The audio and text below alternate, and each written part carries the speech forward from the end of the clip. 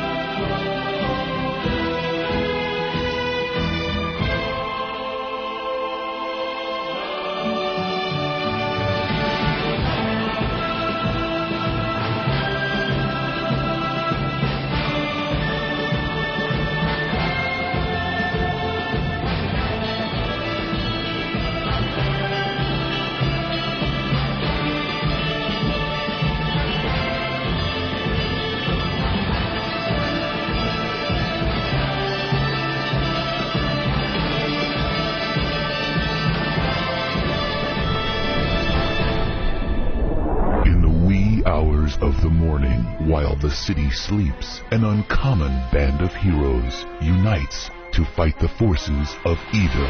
The Opie and Anthony Show. Oh, my sweet Jesus. With Op. I want to be known as notorious. No. Ack. Everyone is always in my way. Oh, you really are deluded. And B-Cup. Kind of fat-breasted and awful. And surrounded by dullards. Ben looks like poorly spliced film. Oh, it's hilarious. Whenever Steve yawns, it looks like the back of the Batmobile and it accelerates.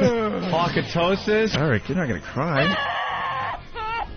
Shut up. And armed with superhuman powers. He pulls his pants down and just starts leaking into someone's garbage can. That's rule one. How about if he gives you the old chin tap with his helmet? That's all right with me. They are living among us. Average citizens, average heroes, quietly and anonymously continuing to make the world a better place. Controversial talkers Opie and Anthony. We are just dicks. You better just sit back and watch. Yeah. Wait, what? The Opie and Anthony Show. Oh. But enough of this palaver. Let's get the show on the road. Okay, terrific.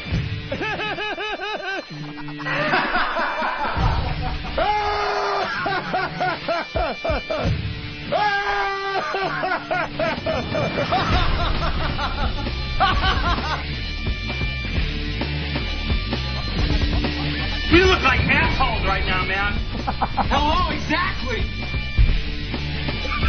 Love that. That's fun. You like movies about gladiators? Fucking idiot. I'm a fucking idiot. You just mind the P's and Q's, Buster, and remember who you're dealing with. Hoo-ha. Pardon my French, but you're an asshole. You're not being fair. And welcome to the Opie and Anthony program, live from Washington, D.C. Hello. In the middle of the XM compound. Yes. Day 2 in D.C. Just trying to see if everything's working properly. So far, so good, I'm Everything thinking. good? Everything good? We knew we were on the air today, and a little weird in my headphones. Something's a little odd. a little different. Yeah. There's some kind of little, almost a flange thing happening. Yeah. And it's not quite as loud and robust and nice as it was yesterday. It had like a nice bo sound to it yesterday, but it doesn't today. But, yeah. So we'll deal with it. Oh, yeah. All right. I don't care. It is Whip 'em Out Wednesday, but I don't know. It's a rainy mess down here in D.C. Nothing. It's just depressing. Walk out of the hotel. It's raining. It's still dark out. Oh, God, I hate this. Which is weird because yesterday it was like 70 degrees down here. Was it that warm? It was way up there. It was at least in the 60s. So It's getting a little warm in my parka walking down the street. I didn't bring like an intermediate kind of jacket, you know? So it's either no jacket, which it was a little too chilly for, or my huge winter North Pole parka that I wear in New York City on those 19-degree mornings. Yeah, you're still wearing that big, ridiculous coat. I know. I got the bubble coat. I got a woolly on. People are looking at me like, what is wrong with you? Are you on heroin or something? Yeah. And you got to chill? Because it's... this is the only coat I brought. Get a little chilly. Yeah, what are we supposed to do? Pack a whole wardrobe for Washington? Why is Ben holding up an umbrella? Did you buy a $20 umbrella in your closet of your room? Oh, you decided to go with the umbrella? Pouring out. Yeah, I was going to take the umbrella, yeah. They were in the room for $20? Yeah, you didn't see that? No. You got to buy those? Yeah, of course you got to buy it. You can't just use it and bring it back and put it back? Why would you buy an umbrella when the walk to the car was maybe 10 feet? I walk. We had to walk a block or two, Steve or I. So all right. Yeah. We're not going to actually be in the rain. Did Steve hold the umbrella over your head? Yeah. Yeah. I did. Like Puff Daddy's assistant? Yeah. No? Nice umbrella. I had to do a little alteration around the room yesterday when we got in. There's one of those weird round fisheye kind of mirrors on the wall, and it was exactly like the one in the Ring.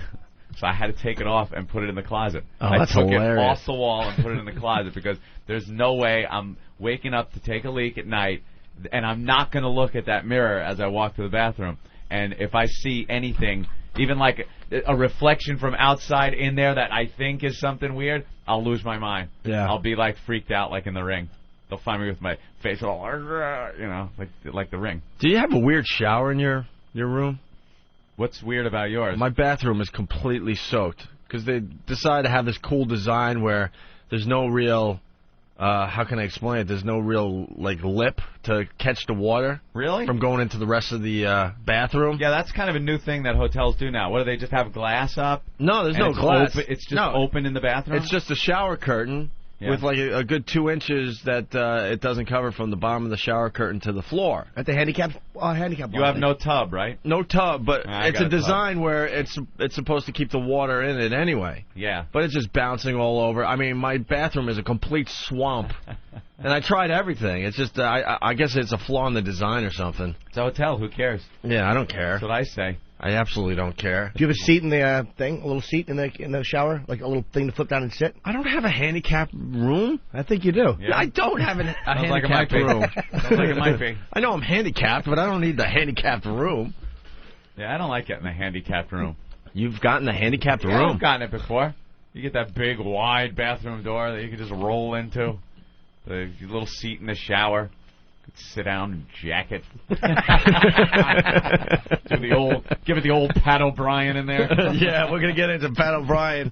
Oh. We should get into Pat O'Brien right away today because we didn't really do much after the show yesterday, except for Well, we did do a meeting. Yes, we had our meeting. I got to acknowledge something for the whole team. We are a collection of assholes. Yeah, well, we know We're that. a collection of misfits. Apparently everyone down here knows that, too. We are a collection of guys that have serious mental issues that we don't want to acknowledge. Lunatics. I mean, I look around. I know I got my problems, and I look at all you guys and go, God damn it, I'm not alone here, thank God. People would think some kind of successful program or anything that is a success has people involved that are, with it. They're on an even keel. Everyone's intelligent and not crazy. And this show, I think we're all really smart. But I know that. But I'm just talking about we are complete. But we lunatics. I think this is how I look at it. I think we're all of us that work for this program are highly intelligent. But the problem is we really need people to dress us in the morning. Yeah. Like something is missing in our brains. Yeah, that's what I mean. We're retarded. In some way, we're all retarded. And you look at the show and think, no, it's a successful show. They have to have their shit together and everybody's got it. No, we don't. I was looking around yesterday just going, what a collection of retards we have working for us that we are. It's just, the show just rolls along on its merry retarded way every day. Somehow gets on the air. It's held together with, duct tape. Oh, by our fingernails we're hanging on because everybody involved with this program is a lunatic. Just a retard. But every day, somehow, a show gets pumped out. Yeah, it sure does. I don't know how it works. And you got to wonder if that's how just everything is in the world. Mm-hmm. No matter how together you think everybody is involved with anything that works and that's successful, maybe behind the scenes everyone is just an ass. Well, everyone is anxious to hear about our meeting yesterday, Anthony. Our big meeting. Ooh. And this is where I just have finally realized we're just a bunch of assholes. Mm-hmm. We've been complaining about the studio in New York for, 6 months? Yeah. And for the most part, it's a great studio, and it's great to be up there and working for XM. But, we got to fine-tune the place, right? And lately it's been, a lot of bitching about the equipment and the phones and this and that. So they finally set up this incredible meeting with the A-Team down here. The A-Team. These guys are they are, I don't know, they're just a bunch of geeks that just know how to get things done. They're problem solvers. Yeah, problem solvers, and they're coming to New York when we go on vacation. And when we get back on April 11th, everything's going to work perfectly, right? We can dare to dream. So we're in this conference room making sure that everything's going to be done. They're asking all of us individually, so what's wrong with your part of the studio? What's wrong with yours, Ann? What's wrong, Jim? What's wrong? Isn't that great? They're getting everybody's input on what's wrong, writing it down, and they're going to fix every problem. And I believe this was a high-powered meeting, Yeah. And big guys, you know what it is? It was guys that really don't have time to waste to sit there and do anything. But these guys are always doing something around here. There's plenty of stuff for them to do. Yeah, because they're taking us very seriously, and they want the equipment to work fine when we get back from vacation. Yeah. Well, Anthony and Norton spent the whole meeting staring at Ben's hog. And laughing like retards. And that's when I said, man, this show is in trouble. This was supposed to be the big meeting where we take care of all problems. I tried so hard to take everything seriously, and then I look over at Jim, and Jimmy's just pointing. He's pointing. Jimmy's to my left, and Ben was to my... No, Jimmy's to my right, and Ben was to my left. So I look over at Jimmy, and he's pointing over me. So I follow his finger, and he's pointing right at Ben's mule, which, as the way he's been sitting, and his pants was just puffed up like a Jiffy Pop ready to explode right there. Looked like he had the new studio in his pants.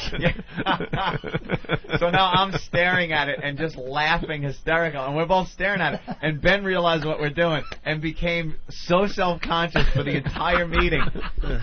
He then tried to cross his legs and turn. He goes, "Oh, you guys are assholes," and turned his back to us, and we could still see. So he tried to hide it with some paper. But he turns towards Ope, and Ope goes, "I don't want to look at it." I don't want to look at it. Well, no, "Oh, you guys are assholes." Yeah, he turns toward me and goes, "These guys are being dicks. I gotta sit this way." I'm like, "Dude, I don't want to look at it either, man." So he covers it with some paper, and after a little while, when he kind of forgot about it, I just slowly lean over and started pulling the paper away. He's like, "Knock it off!" And me and Jimmy are laughing so so hard. I was crying. I had tears coming down my face. And the guys in the meeting were so pissed off. They just finally were like, well, is there any other problem, or is this meeting just going to degenerate further? And I'm like, no. And then I try to blame Jimmy. I go, it's him. He's making me laugh. And then Jimmy goes, it's not me. It's Ben's mule. Trying to blame Ben's mule. Yeah, this was supposed to be the big meeting. That was the big meeting. The reason we were down where here. we settle our differences, but instead they wanted to know what was going on in Ben's pants again. Yeah, Jim was also asleep early in the meeting. He fell asleep. That was awful. And it's hard. I can never look at Jim in these meetings because I can't. You guys can get away with laughing a lot easier. Jim's saying stuff before even the whole shenanigans with me. Oh, I know. And I can't even look over to Jim because somebody's going to start laughing. And then there's the whole other thing with something that you guys were recording yesterday that I couldn't stop thinking about, when you're recording in the studio. And you want to laugh. Yeah, I couldn't stop. Well, another thing that was just horrible that made me laugh my ass off with Jimmy. We're Dude, your mic stinks, by the way. My mic is so bad, and it's just getting worse and worse and worse the whole time. It's slowly fading into nothingness. Well, when you turned your head, it sounded a little better. Yeah, they did something inside. I think they did? might have cranked it up or something. Because at first I was like, it wasn't bad, but it's starting to it'll go away. I think my hearing was going. Now the mic sounds perfect. Now it sounds okay. It sounds really good. All right, go ahead. We're on the lunch line upstairs. They have a great little cafeteria. Oh, I forgot about this. At XM. Nice. Yeah. You don't have to leave the compound. Well, that's what's cool about this place. It's like you're in school. Yeah, it is. You like it. You meet in the cafeteria and you hang out with your friends. And you see the group of girls over there. But you got to eat your lunch because you got things to do afterwards. Yeah, like it's really interesting. Just sitting, we were in the cafeteria and getting our lunch, and they had wonderful stuffed green peppers with some kind of red sauce and macaronis inside. Which, by the way, before you say what you're going to say, that's what I was going to order for lunch. That's what you're going to order. I was so about the stuffed pepper. I was like, that. I love stuffed peppers. Yeah. I haven't had one in a long time until Jimmy said what he had to say. Nice little Hispanic guy working behind there. He'll dish it out for you. And Jimmy walks up and... what did you ask for when you pointed at the stuffed peppers, Jimmy? Well, there was chicken, and I said I'd like some chicken, and then I pointed at the pepper and said I'd like some chicken and a little of the Peterson boy. And it just made it so we couldn't eat. I decided to pass on the stuffed pepper after that. The Peterson boy. Yeah, it was just awful. It was very uncalled for. Oh, it was awful, but that had me laughing the whole rest of the day. So I kept thinking about it. We're in these meetings, and I'm just laughing like an idiot, and that's why they think we're all retarded. We don't take shit seriously. We only had one meeting. Oh, one meeting. Well, no, we had kind of another one after that one with Elo in his office. It wasn't really a meeting, but I figure anytime you're in Elo's office and he's telling you company affairs, it's a meeting. Oh, that was just very impressive stuff. Yeah. It made me feel very good about being at XM. Very good. This company is going to kick Sirius's ass. It's not even funny anymore. It really was very cool to be in there. And it's not even funny. Did they? Elo was pulling out the pie charts. Oh my God, he was pulling out the pie charts. Unbelievable. Showing us statistics and projections and all kinds of fun things. It's getting scary between the two companies. Oh, yeah. It's not even going to be a contest soon. Did they make any, did they talk at all today or not yet? Huh? Did they talk at all today? I guess they have another announcement today. I think we could say that at least, right? Yeah, maybe. It might have been announced already. I don't know. It hasn't been announced? I thought it was 6. Okay. Yeah, I thought it was at 6 too, but another huge announcement for XM today. Yeah. But then after the show yesterday, we went into a production room, and for like an hour and a half, we were taping stuff for when we go away. Yeah, we had a whole rundown. We're starting to do some things differently than in the past. In the past, we would go on vacation, just slap some worst ofs together and go, enjoy this. We don't care. Right. We're on vacation. Mm-hmm. But now we're setting up all the bits and introing them and adding new stuff. And, you know, it's going to be a lot of fun to listen to the show when we're on break. It really is. Yeah. There's probably going to be, I don't know, a few hours easily of new material.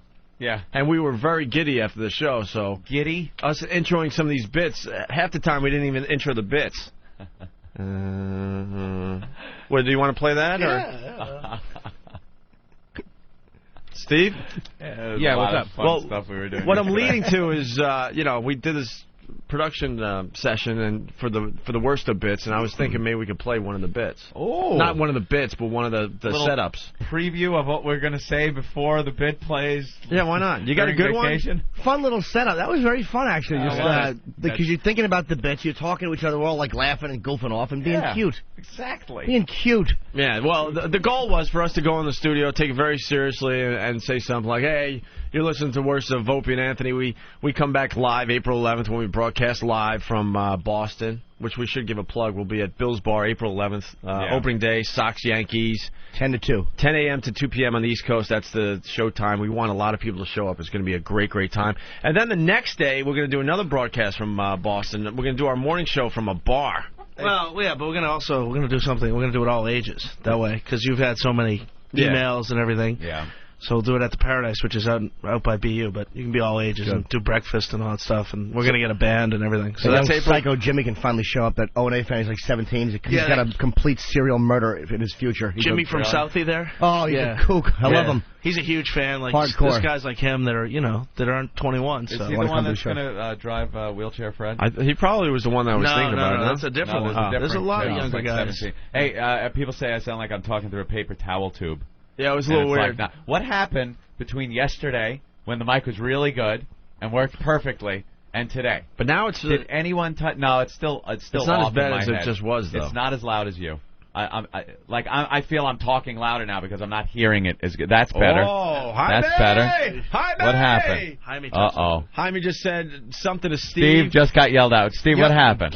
I didn't get yelled at all, but you know that little red area where the levels are never supposed to hit? Now they're all in That's that not called being yelled at? Yeah, that was... it's just Jaime was throwing his arms around. And Jaime reached over Steve, just adjusted a knob, cranked threw his hands up in the air and walked out. Yeah, well, that's not that's doing exactly what I've been told not to do for the last 6 months. Well, he's Jaime, and he told you to keep your bare dick beaters off of the equipment.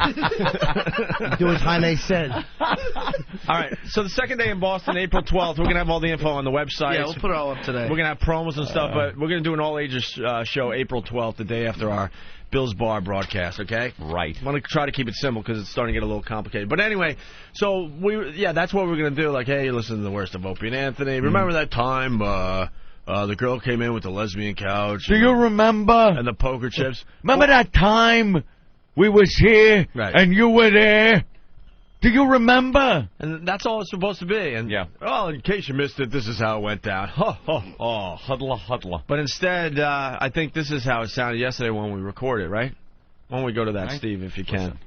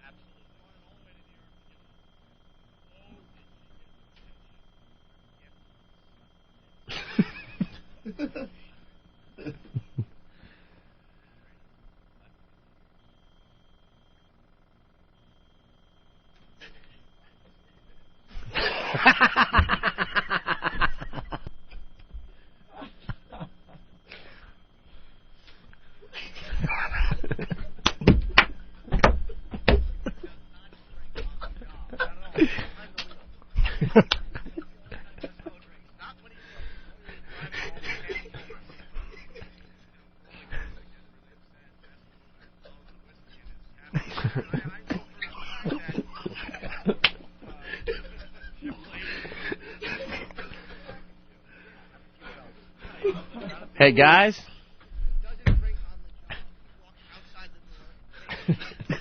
Guys.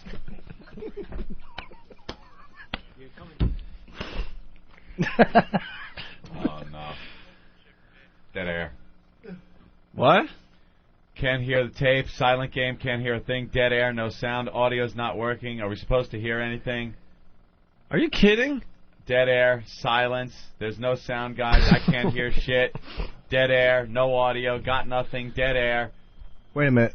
Something's happened that people aren't hearing that. Yeah.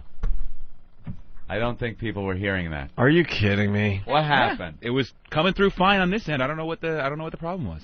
Oh. Just keep going, guys. Okay, never mind. Hold on. That was complete dead air because I'm getting a lot of instant feedback. Can't hear it. Audio isn't playing. Hold on. Try it again.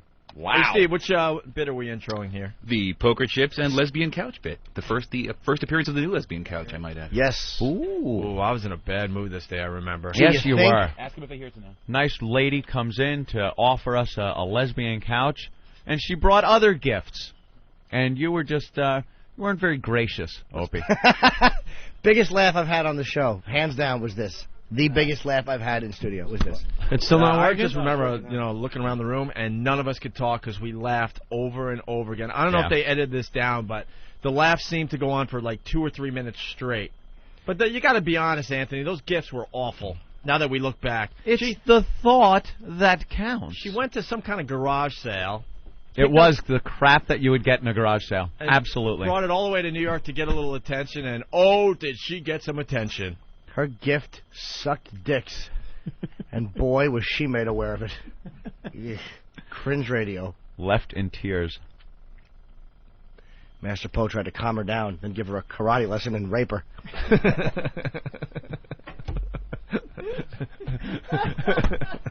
Smooth things over, they shared some whiskey. Oh, Jesus. That's right. He does not drink on the job. Not at all. Only behind the wheel. That's the only time Master Poe drinks. Not when he's working. Only when he's driving home past children. Look, for all the guests that get really upset, Master Poe has bottles of whiskey in his cabinets there, and I know for a fact that him and the poker chip lady were swinging back a few. Yeah, have a few belts. Right. It's not a big deal. It's no big deal. He doesn't drink on the job. He walks outside the door and takes a belt and then walks right back in on the job. Don't worry, no one's listening to this show. No one cares. Everyone knows it's for the radio. Just silly. Just play the poker chip bit. And there you have it. Did it? It came out the second time? Oh, that one came through? Steve, what'd you do wrong? There was one of the utility buses wasn't down on the board, and it just... Sure. Would you have pressed that button, Opie? Of course I would. It would have been down, that utility bus? Of course I would have. All right, well, that's just a sample of what's going to happen during the worst of, us. What, dead air? Yeah, exactly. That's just introing some of these bits and just getting really, really silly. After I heard that one replay, I forgot what we said. I was like, oh, let's hope it doesn't replay again. We have to go back to New York. By the way, Herky Jerky from Cleveland, he writes on the Instant Feedback, huge announcement for XM. Are they going to sign with the PBA to bring us bowling coverage? Oh, that would rock. That's right. All right, why don't we... now you get people saying, heard it, that's better, still didn't hear shit. A couple of people saying they still didn't hear it, but some people said, heard it. I don't know what to believe. I don't know. All right. What do you believe? I don't know. There's a whole bunch of people, as usual, looking at Steve right now in the other room. So where's Ed the engineer? Is he around? He could probably fix it. Jaime's on the case. So why don't we take a break? We'll regroup. Yeah. We'll start the Opie and Anthony show officially after the break. We'll bring Dee Dee in here to do the news. Oh. Fine. And we got to get into the latest on Pat O'Brien next. We got to get right into that. He's today. A dirty boy. Oh, it gets uglier for Pat O'Brien, and we'll tell you all about it next. Life in corporate America can be a grind. All they do is they remove the humor from everything. And you don't want to worry about your behavior around the office becoming a problem. I'm standing here with this erection feeling silly. You're going to need some sound advice. Talk less and suck more. From a qualified professional. I'm a stand-up comic who hates his own guts. New from the HIV Corporation. It's the Jim Norton Sensitivity Handbook. Sensitivity training. Maybe you could send someone from Human Resources in, and they can tickle my bag a little. I can go, ooh, very sensitive area, and then they can leave. Jim will help you construct a business plan. Greed is good. He'll guide you through the hiring process. Hire all fat chicks if you don't want them harassed. He's also a whiz at customer relations. Here's what you do, stupid. When they complain, you go, click. You take the phone. Click. Ladies will also enjoy Jim's wardrobe recommendations. You send them to training to not have those big tits showing during the workday. Jim is also an experienced marriage counselor. How could you marry a chick that won't drink out of your mule? And he can help mend even the most fractured of family relationships. I killed my wife with a hammer. And he'll also assist with time management. 1:30, Human Resources attempts to talk about sensitivity training.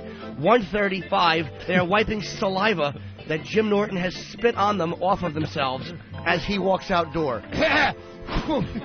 End of meeting. Call 1-800-LOG-DROP for the Jim Norton Sensitivity Handbook. Order today. Meeting adjourned. Prepare to be wowed. What knockers? Out Wednesday. Okay, fine. Wow me. Oh, wow.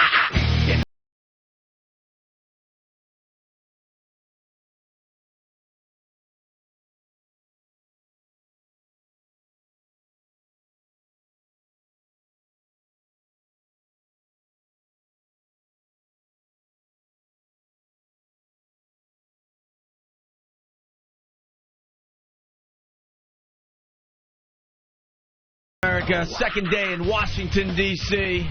Dee Dee getting ready for the news. Dee Dee, you ready for the news? Not yet. I was just asking if she's ready. It looks like she's ready because so ready. She jumped up out of her seat and started running toward the studio. So we'll get her on in a few minutes. Why does she have on a leather mask this morning? She's like, can I just do the news today and not get spanked? But I think she really wants to get spanked again. Of course she does. That's why she mentioned it. I have a feeling that she would like a few more slaps to her rear. I don't want to get spanked. So what's going on back in New York? I hear Poe is freaking out or something? What's going on? I think Poe's on the line. Poe. Yep. We got Poe here.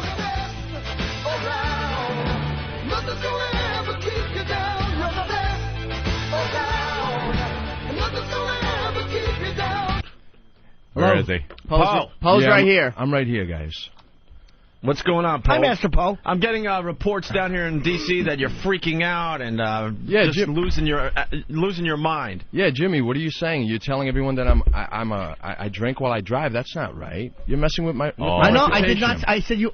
Come on. I said you only drink when you drive by children. Jimmy, what's wrong with you? That's what I said. I got to tell you, Jimmy, if we're in a bar and somebody attacks you, I'm going to take him down in a second because I'll protect you. I'll protect all you guys, and you guys should protect me. Why would it have to be in a bar? What's that? Why would we be in a bar? In a comedy shop, there's bars.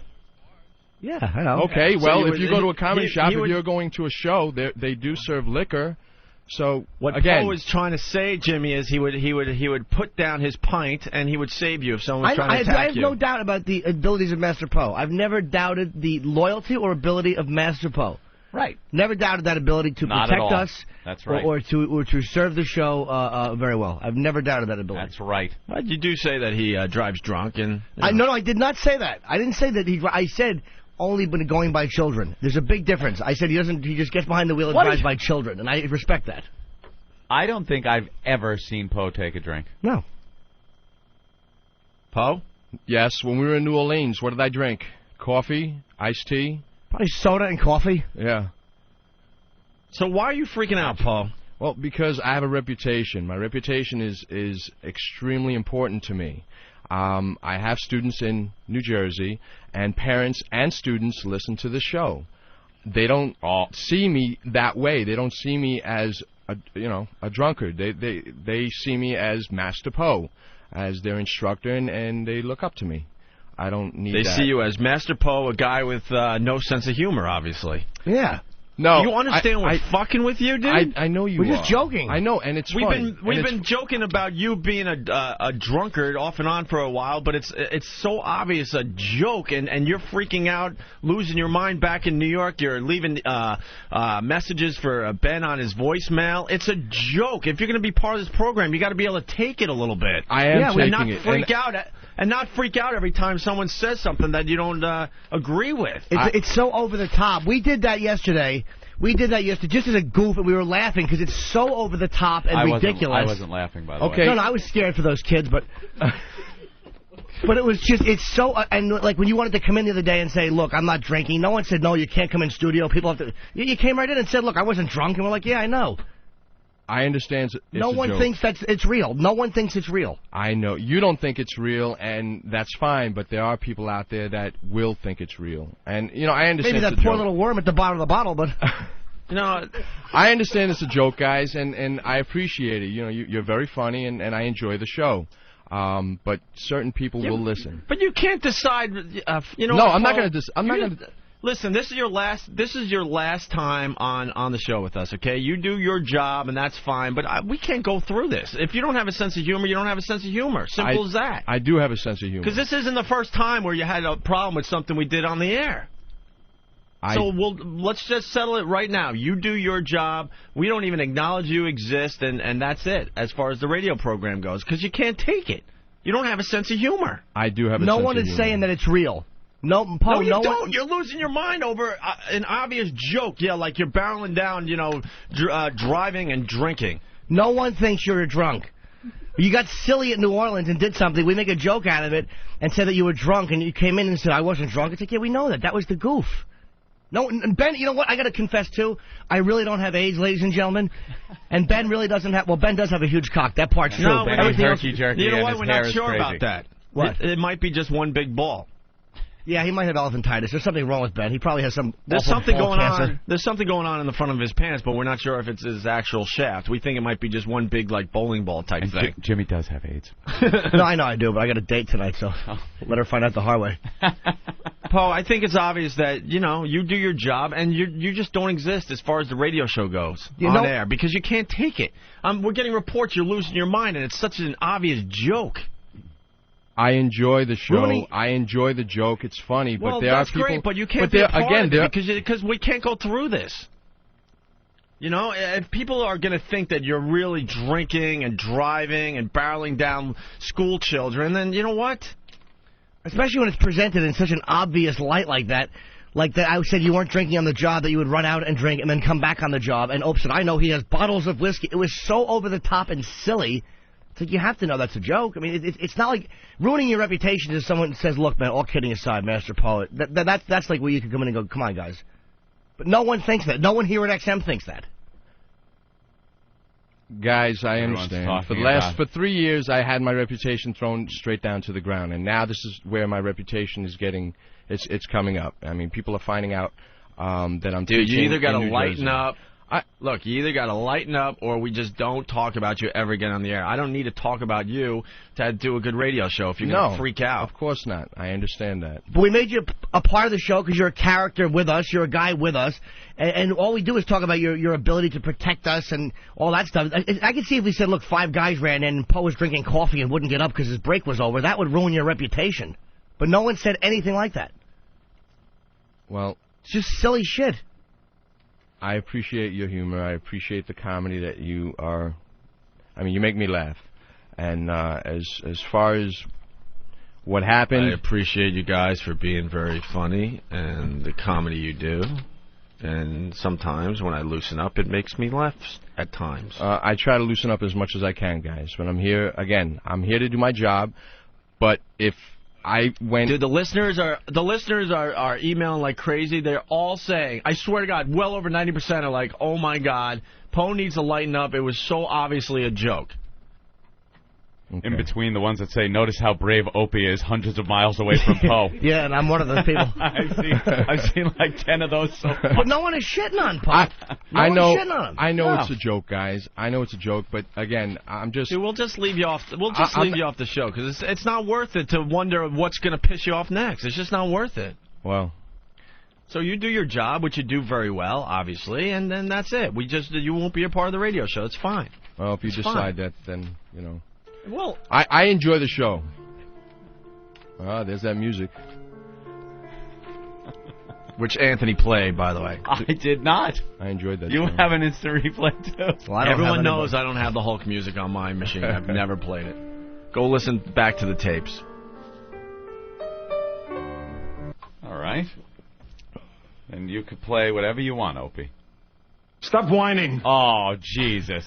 Stop whining. Stop it. Shut up. Shut up. Quiet. Quiet.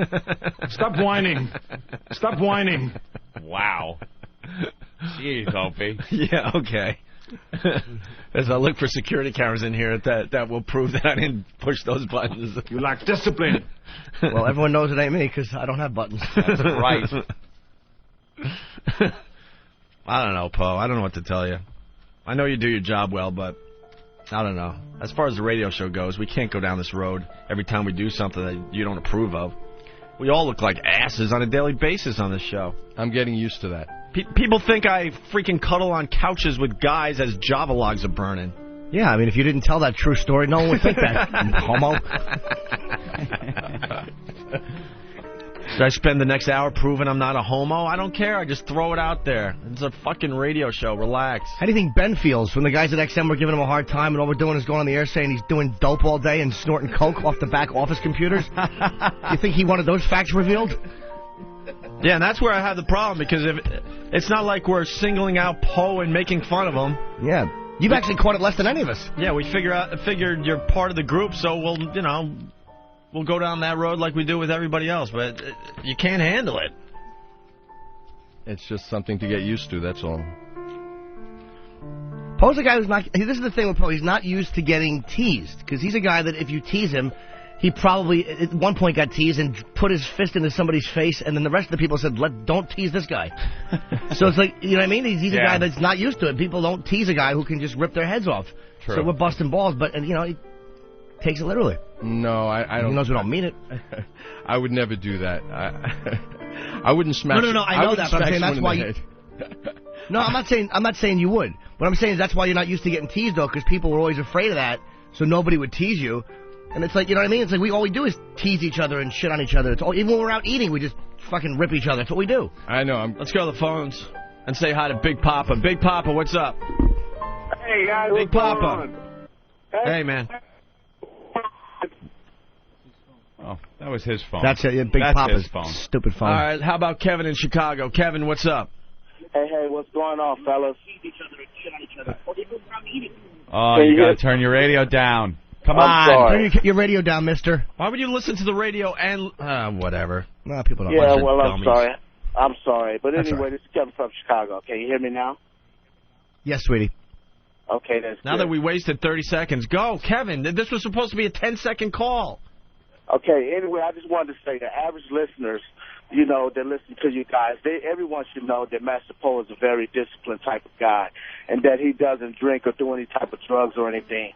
Then I just wanted to say that, he needs to suck it up, because me as being a black man, if I can listen to you guys show and laugh and, take the abuse that you guys dish out on race and everything, I think he should be able to handle this little bitty thing. It's something about a joke, you know what I'm saying? You're crazy. You listen to this show? We are awful. We're horrid. Yeah, You're the one. But you guys, you're awful, and you sometimes get racist as hell, but I love you guys, man. Thank you, my brother. You know what, There goes Kevin from Chicago. Jim in North Carolina. Jim? Yo. What's up, Yo. Jim? Yo, Jim. maybe a 12-step program for Paul. Seems maybe you touched a nerve with him. I don't think he needs a 12-step program, my friend. Sounds a little sad. Yeah, it's not- I don't know. I mean, everybody gets into trouble with booze once in a while. There he is. Now he's laughing. Poe's reaction is not one of being defensive about his alcoholism. He's just taking it too seriously that we're just kidding. People are saying he's going to go John Rambo on us when we get back there. Let's go to Jay. It's over. Hey, Jay. Hey, what's going on, fellas? It's not over till the bottle's empty. What's up, Jay? Morning, Can you guys Jay. hear me? Yes, we can, Jay.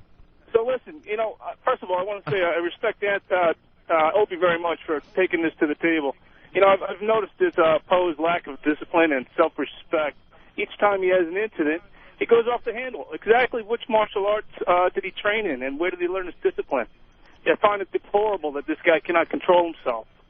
All right, before I go to that, I think I'll attend MAA, Martial Arts Alcohol Anonymous.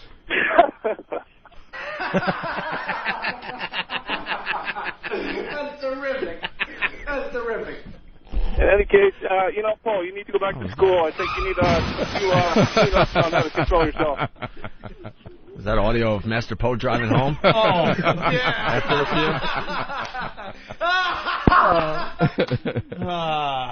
Let's go to Oklahoma City. Mark, what's up? Hey, guys. At the end of your conversation with Poe, say, now go get your fucking Stein box. Punching out. Yeah, you say that when you have to go back to New York tomorrow. All right, Poe, go chill out, will you? All right, guys. Thanks. Bye. Later, Poe. There he goes. Have a good day, guys. You too.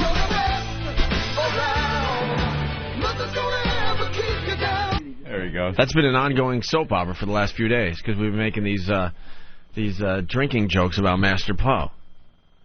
But it's funny because, especially to us, because we know he doesn't drink. That's the beauty of those goofs, is that he's just so straight-laced and stiff, and he doesn't drink. He checks everybody. All we do is say how he checks everybody's ID, yeah, and what a safety maniac he is, and he follows us to the bathroom, won't let us do anything for security reasons. Right. So that means he said this when he was stone sober. Yeah. Yeah. Which is even funny. Even funnier.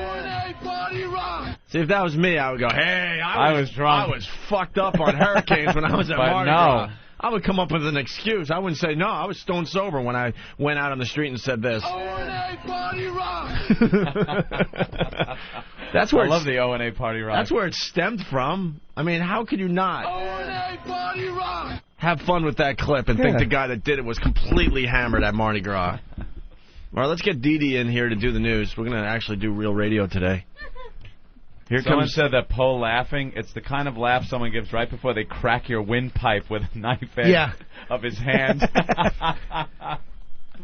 funny. Hi. Hi. Here she is, ladies and gentlemen, Dee Dee. That was a nice hello. Thank you, Norton. Oh, you're welcome.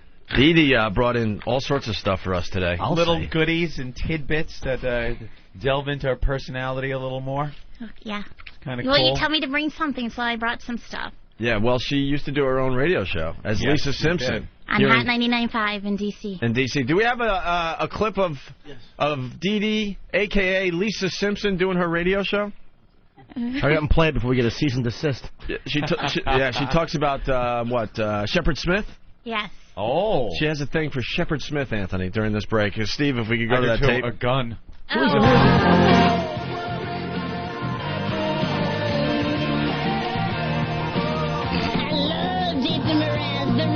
Washington's new #1 hit music station, Hot 99.5. Lisa Simpson, head into the hotlines. Who is this? Renee. Renee, can I ask you something? I have to talk about this. I have a problem. I have a little addiction here. Do you watch Fox News? Yeah. All right, I'm addicted to Shepard Smith. I don't know what it is. It's like when he does that little G-Block segment, and he gets so riled up.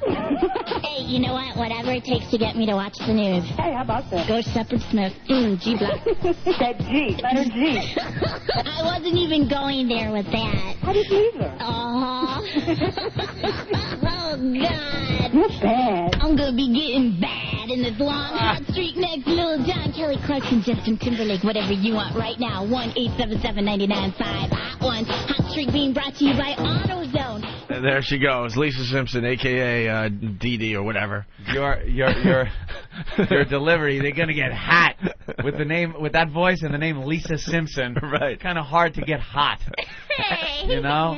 And we're going to get bad with some Kelly Clarkson coming up. Well, I was only doing my job. And you were talking about your G-spot, it looks like. Well, the she G-block. brought that up. I said G-Block. Yeah, the G-block. Because he does a segment called the G-Block. You ever see Shepard Smith, Jimmy, on Fox News? I know who he is. I don't remember what he looks like. The guy that looks like a mannequin. He does not. I don't know. He looks like a mannequin. He's really just pizzazz. You really like him? Yeah, he has a lot of energy. Yeah, he's got energy. He's very entertaining when he does the news. As he steps on that gas pedal and runs over a colleague on a parking lot over a parking space and gets arrested. Yeah, freak. One of many guys that trashed us when we were in trouble, and then you look into his past and go, whoops. Wait, he trashed you guys?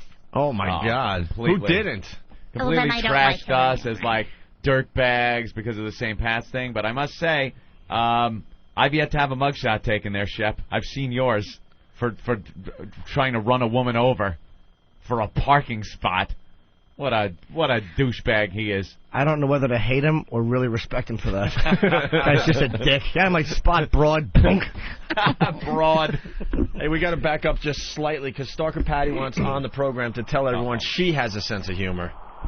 Stalker Patty, what's up? What's up? I just wanted to say I have a sense of humor. You just have to understand that it's only a show, and that's what Master Poe has to do. He can't take it seriously. This is the beauty of this phone call. Master Poe, we're obviously, messing with. Stalker Patty, everything we say about you is the God's honest truth. We're not making jokes. Right. Yeah. Yeah. But anyway, I wanted to say hi to Yeah. It's the only way I'm going to meet her. What? It's the only way I'm going to meet her. Meet who? Dee Dee. I wanted to say hi. Oh, God. Could you turn your radio down in the background? I think it's the I don't have anything on. I'm outside. Oh, my apologies. No, we still have a slight delay on the phones for some reason today. I don't know why. But, yeah, Dee Dee is going to pretty much take over for Stalker Patty on the program.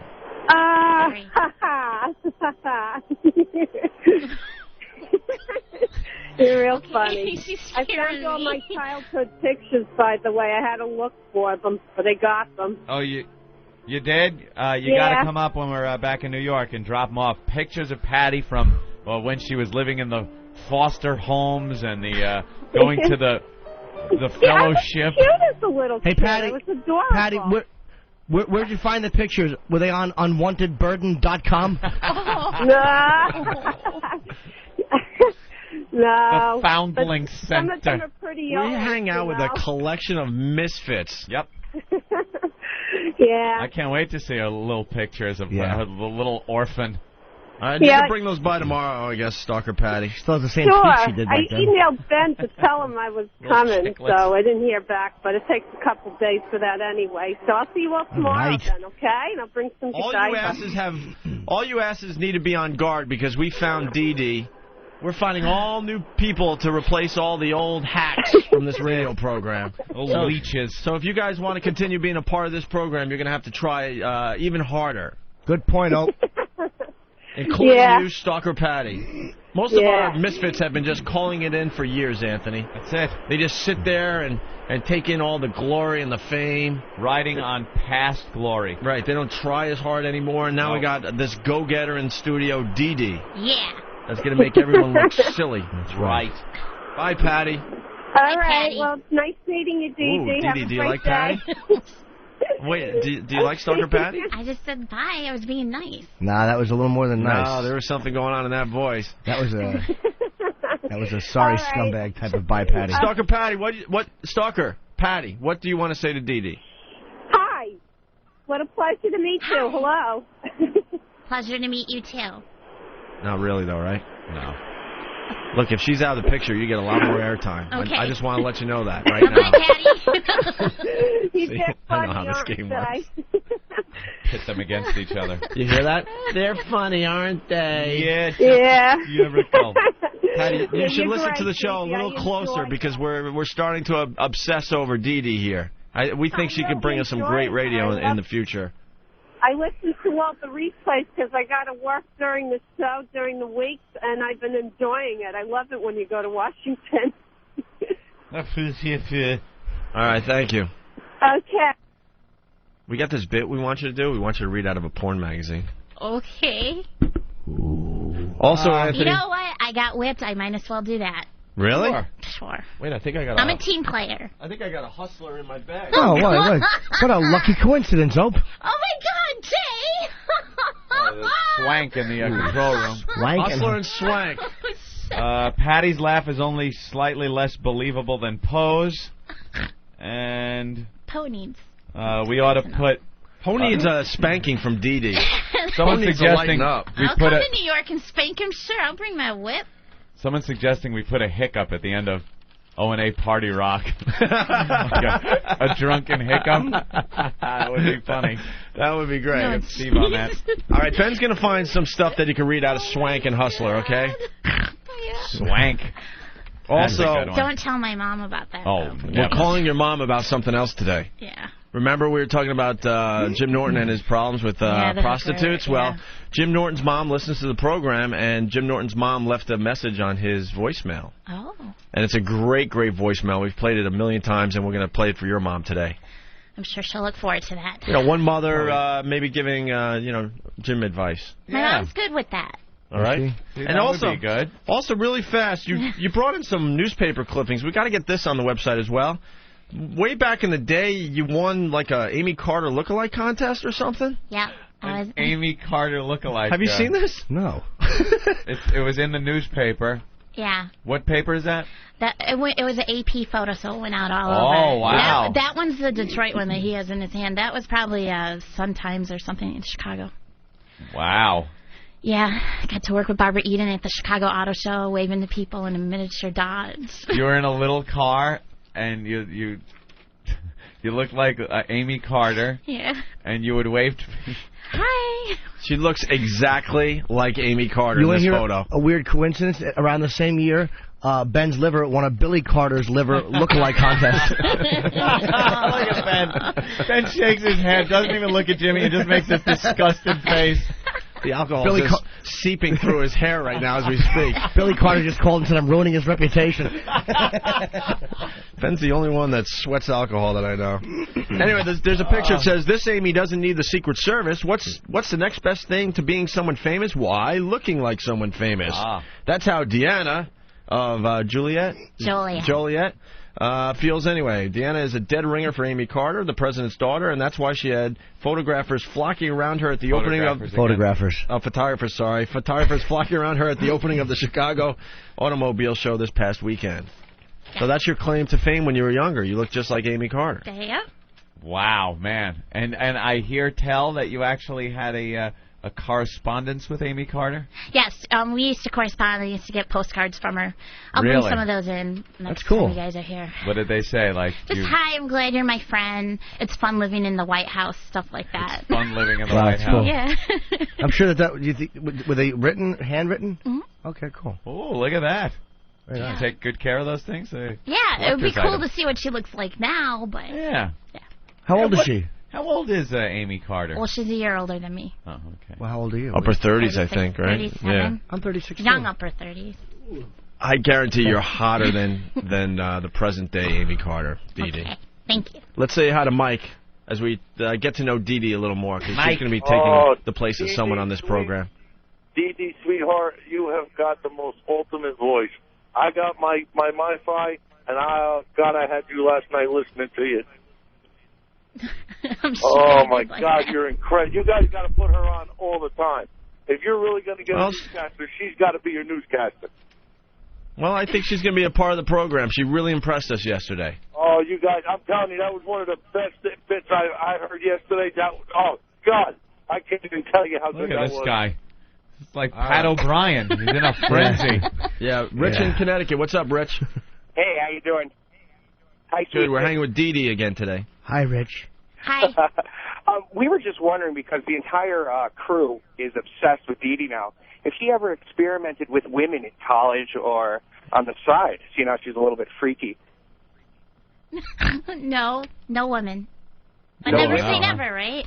Oh, you're open to anything, right? No, but, never say never. That's what Right. my mom always says. Wow, I'm sorry she didn't mean that. I don't think she was talking about, like, licking pussy. Which Yeah.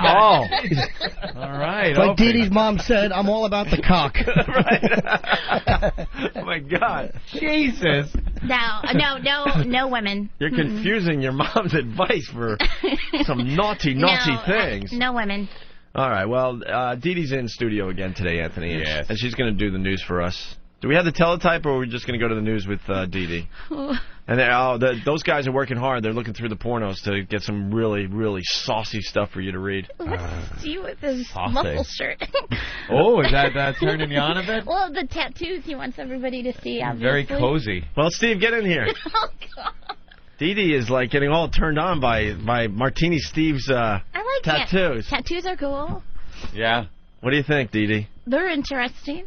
Yeah, Steve's showing off some ink today. No, He's completely sleeveless. This is lack of clothes. I ran out of clothes as of last night. Oh, you did? Yeah, this is it for me. We're here for 2 days. Yeah, how did you run out of clothes? Yes. I worked out for 2 days? I actually packed for 3 days, but I've worked out twice and sweated up 2 different outfits. Oh, so. wow. Steve and I worked out after the show yesterday, Anthony, and the gym has like the heaviest weights are 25-pound, dumbbells, whatever. It's geeks, Oh, it was awful. So you have to do like 50 reps to get any kind of workout. You really have to do like 50, 60 reps to feel it. So you wind up just working up this. It's huge... a geek gym. That's why everyone here is like electronic geeks. I know. They're there shaking, trying to pick up the 10-pound weights.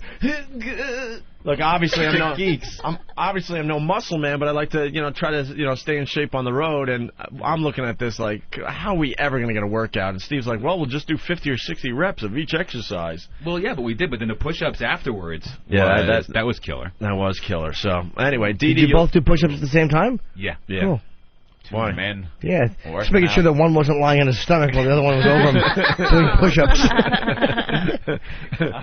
So you like the tattoos there, Dee Dee, huh?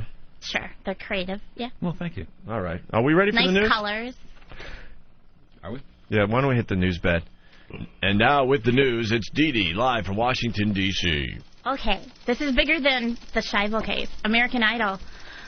Anthony's a huge American Idol fan, Are you by the way. really? I missed a little bit of it last night, though. Well, you're going to get to see it all over again tonight because they put the wrong numbers under some of the contestants. Oh, and they have a solution to this now? Yeah, they're going to redo it tonight, and then we get a vote, and then they'll let us know tomorrow.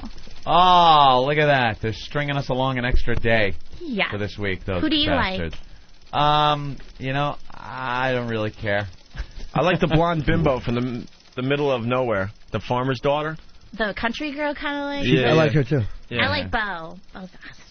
Who's Bo? The rocker dude with the long hair. Oh, yeah, the rocker dude. There's 2 rocker dudes in The there. one with the long blonde hair. One that's not bad. He's got a pretty good voice and his stage presence and stuff. And then that Constantine jackoff who's like a wannabe. No, I don't like him. I like the Bo guy, the cute one. That is awful. So you're still watching American Idol? Like I said, I gave up after the auditions or whatever. When they were, picking the first people to go on. I got back to the room a little late last night. We were all out partying, so I only caught half of it. I was in it. 8:30 I walked into the hotel room, so after 3 glasses of wine, woo! I was like Poe. I was just ripped. Jesus. Yeah, I want Bo to win. So, okay, in Florida, Shivo, they're a little bit distraught. So all their friends, and they're saying all the people that, the judges and everything that decided not to reinsert that thing. Yeah. That's called a feeding tube. The feeding tube. I got distracted. They're calling Pat O'Brien's cock? Yeah, his cock. No, they're calling them all tyrants, the judges tyrants, because they don't agree with it. And, really? Yeah. Well, the feeding tube stays out, right? Stays out. The judges have But ruled. that's what her husband says that's what she wants, so, that's what she wants. I don't know if I believe the husband 100%. Why? Yeah. He's got his motives. He just wants to move on with his life. He's got a new chick that he wants to marry, or right? They're just engaged or whatever. Cause he can't really marry her until a lot of that lawsuit money, going to keep her alive. I think she should die. I think I wouldn't want to live like that. I'm saying it now in case you can't find me. Well, kill me. And what was that T-shirt, Anthony, you were talking about that was on? Oh, it said, "The hell with Terry Shivo." Let's stop feeding. Yes, stop feeding. Kirstie Alley. Kirstie Alley. That was it. God. That's a T-shirt that's becoming very popular. Yeah. Actually, that's kind of funny. Yeah, it's right up there with bullshirt. Bullshirt. It's a shirt. And did you hear about the guy, the golf coach in Florida? The golf? The golf, golf. Oh, G-O-U-F? G-O-L. L. There's an L in there. How can you say it? Golf. Because it's my accent say it from golf Chicago. without the L. Golf. Golf. This was given to me by the links of St. Andrews. They invented the game, called it golf without the L. I am from Chicago. I can't help it. That's how my mom talks. All right, can you say that word again, please? You're playing golf today, Spalding. Okay. Can't wait to meet Golf. Spalding. Golf? Golf. Golf. Golf without the L. Oh, he's getting mad at something. Okay, golf. What? Golf. He keeps looking. Okay. So the golf coach spied on some female students from a gym ceiling perch. So he got caught doing that. Who, the guy in the ceiling? The golf coach got caught looking into the girls' locker room. Where was he? Wow, that rocks. He put like a little thing in the ceiling into their locker room. Put a peephole in the ceiling, right? Yeah, in Florida. You know that. So he's gonna. Oh, go ahead. Sorry. Oh no, go ahead. Well, it just brought back a memory. We've talked about it on the show a bunch of times. There was a gym teacher in my high school, and in his office, behind the corkboard, there was a hole into the ladies' locker room. And he used to just peer in there? We all did. Nice. No, you didn't. I swear to you. Someone discovered this thing, so we would we were like gym helpers or something. I forgot exactly. I forgot what it was because we were all on on the basketball team and stuff. So we actually helped with gym and stuff. So we were able to hang out in this office whenever we wanted. So what we would do when we would have free periods, we would lock the door. This was the best thing that ever happened to me in high school. I'm telling you, it was unbelievable. And then I got to see all the girls that we thought were hot completely naked in the locker room. That's great. Completely naked, showering, coming out of the showers. That's terrific. That would be scary if that. I don't think the gym teacher retired many years ago, and I don't think he ever got caught. It was amazing. It was just one of those things that we knew about, and it was behind the corkboard. So you lock the door, take the corkboard down, and you just had the best view. Well, this guy for an hour straight or whatever, 45 minutes during that period. How big was the hole? Just a teeny little hole, right? Just enough that you wouldn't be. I don't think you would be able to tell from the other side. No. It was unbelievable. That's scary. So the same. He's going to be suspended. So the same thing happened with this golf coach. Yep. He had a perch in the ceiling, in the gym ceiling, and looked right in. He wanted to look for. I guess he had something for one of his fellow teachers, but he was looking at 11 and 13-year-olds. Whoa. Yeah. Not cool. Well, that's not cool. And hot, but not cool. Guess who's pregnant? Demi Moore? No, she hasn't announced that yet. So Britney Spears? No, Punky Brewster. Oh, Soleil Moon Frye. Wow, she's expecting in August. Who's the daddy? He's the producer of Punk'd. It's Jason Goldberg. That's all the news you got? And then... Punk'd knocked up Punky Brewster? You want me to talk about Minnesota? Oh, that kind of worked out nicely. Well, the Minnesota story is very sad. Another school shooting. The observation Anthony and I made is that, when Columbine happened, it was around-the-clock coverage. And because this is Minnesota and it was Indians. And it was Indians, you're not getting as much coverage about it. All the newscasters are drunk in that area. Is that where Master Poe was originally from? Oh. A bunch of Redskins that got That's not nice. They're shot. Indians. They're American Native Indians. No, Indians are the ones that drive the cabs. Yeah. Those are Indians. No, that's India. These are Redskins, they call them. They go... And one of them took I guess a bow and arrow and shot a bunch of people with a bow and arrow. Is that true? And then scalped them? No, okay, that's not nice to make fun of them being. No, why did you do it? And you go, they kill off buffalo. Oh God! And you had like a bit. No, we don't. We know it's not nice. We're just trying to get the details of the story. You're the news person.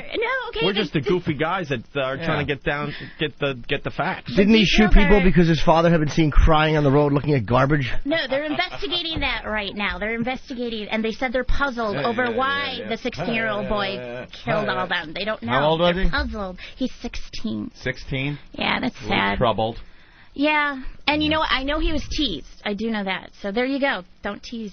Really? There you go. Don't tease. Don't tease. Don't tease Poe. You never know what he might do. Get shot. Yeah, he might come in there. But everyone teases. This is just an isolated incident. There was more than teasing going on here. I was walking around the XM compound yesterday, doing lunch and stuff, and people were teasing others that work here. Yeah. Yeah, after that, they all looked This is just like an overgrown high school here. Yeah, it is, because when all day, somebody came up to me and said, what's this color on the name tag? And I said, green, and they're like, thank you, because my safe word is green. Oh, there you go. So I got it all day. I guess a bunch of people heard you on the show yesterday. Yeah, I got a lot of looks. Was it the parents' fault? Because I think his name was Dick Like Hummingbird. Oh, God. Yeah? No, so it wasn't he was the teased parents. about that or something? Maybe, I don't know. There's not a lot. They're still puzzled and they're looking into it. Wasn't he into white supremacist literature and stuff like that? Like all that far-right, like Nazi literature? Yeah, that's what I heard. He was into Nazism and... Where do you guys get your sources? He admired... Let me look at your website. He admired Hitler. Yeah, he definitely admired Hitler, Yeah. which is a little strange because Hitler would have ran him over for a cup of coffee. About that? Hitler would have. So you look back at history and admire a man. That Yeah, hard is in worker, history. But how do you admire Hitler? Hitler wouldn't have admired this kid. He would have ran him over. No, I don't know if American Indians were on Hitler's radar. He didn't care about him. They weren't threat to his I New think he World was a Order. little busy with Europe, but if he was Yeah. over here, I think they'd be the ones that were kind of knocked off. They're not quite Aryan. I don't know. Even the Klan doesn't hate American Indians because I think the Klan's view is, well, they were here before anybody was, so you can't hate them. Really? That's what I've told. I don't know. I'm not a Klansman. You know a lot about the Klan there, Jimmy. I'm just telling you what I saw in Steve's room in one of the books. Oh. It's not that I'm a Klansman. I just like the way they dress. Oh, my God. And that's the news with Dee Dee? Yeah, I'll have more news on Michael later. Ooh. Or do you want me to do it now? Well, that would mean you're coming back in the studio. Sure. Yeah. She's feeling very. I'm letting Patty know I want more airtime. She's feeling very confident. The news. She's feeling very confident. She's not asking to come back. She's telling us she'll be back with Michael Jackson. It's my dominant side. I don't know. All right, and you'll collect some more stories? Sure. We want to do our news differently on this program. Every time you do a newscast, it's got to be like different stories. Yep. All right? Okay, so I'll do Michael Jackson. Well, you didn't talk about Barry Bonds. It's not. You look at. This is where I got it from. Our sources. What is the sources? Sources. You know what's going on with Barry Bonds if you want to be a news girl? Isn't he a baseball guy? I don't know. Well, he's a baseball guy, and he's threatening retirement. And some people are thinking that because of the steroid thing. Well, that's what some people are starting to say because he's had knee surgery in the off season, and I think he's had three knee surgeries at this point, and he's sick of how the media is treating him and his family. And Kevin Straley pointed out something, like he had a press conference talking about how sick he is as far as the media goes and how it's affecting his family. Yeah. And then the cameras pan over to his 13-year-old, and the kid is pretty distraught. Yeah. But you got to think, if you're a father, why are you bringing your kid to the press conference to talk about how the media is affecting your family? To try to get some sympathy? Yeah. And a lot of people starting to think, well, maybe he's hinting at retirement because, he could go away from baseball and have his reputation intact. Doesn't have to take those tests. Because why would you even, talk about retiring from baseball when you're only, 42 homers away from the record? Yeah. And this is one season. This is, not 42, 52. This is the record. This is the number one record in sports. Yes. The all-time home run leader. It doesn't get any bigger than that. And he's That's so the big one. He's so close, and he's talking about retiring. So you got to wonder what's the real story here. He's just teasing. He's not going to really do it. Probably not. But now he's saying, I don't know if I'm going to play this year. We'll see. I don't know if my knee's going to be healthy enough. I don't know if I want to deal with the media anymore. That might be 2 seasons for Bonds if he has a few injuries, a portion of one full one and a piece of the way into the next one. He might, go 35, 40 home runs one year. Well, it's a no-brainer that he could, break this record. So, why would he talk about retirement unless there's another story here? I think steroids has something to do with it. Well, look, and they show a picture of him when he signed with the Pirates way back in the day, or in '92. So I guess he was already signed. Look at the difference in his head. His head is twice the size as it was back in 1992. How does your skull get that much bigger in 12, 13 years? Fat head. Ben's on the steroids. Shut up. All right. Well, thank you, Dee Dee. I'll get new stories. All right. You get some more stories, and we'll go to you in about an hour, 45 minutes or so. Whatever you want. All right. It's Dee Dee, everyone. And, yeah. And what? And I'll read, too, out of that. Oh, yeah. You're picking out passages from Hustler and... All right, good. Why don't we take a break? We'll regroup. We'll continue with the Opie and Anthony Show live from Washington, D.C.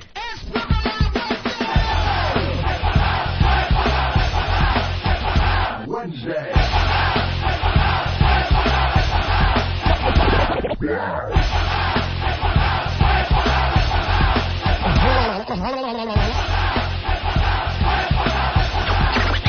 Oh my God.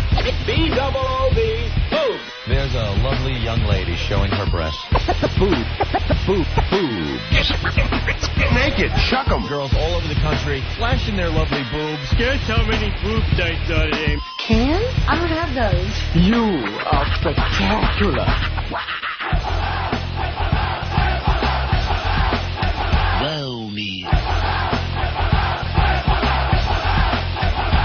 Wednesday.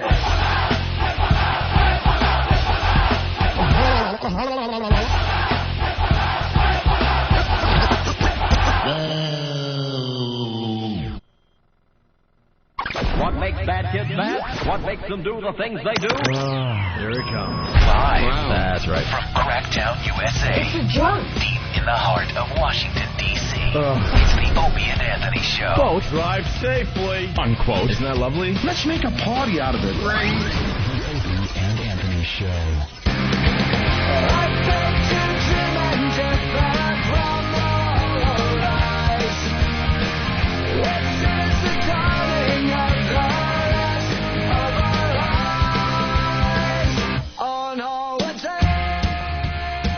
Let's go to the phones and talk to John. John, what do you have for the program today?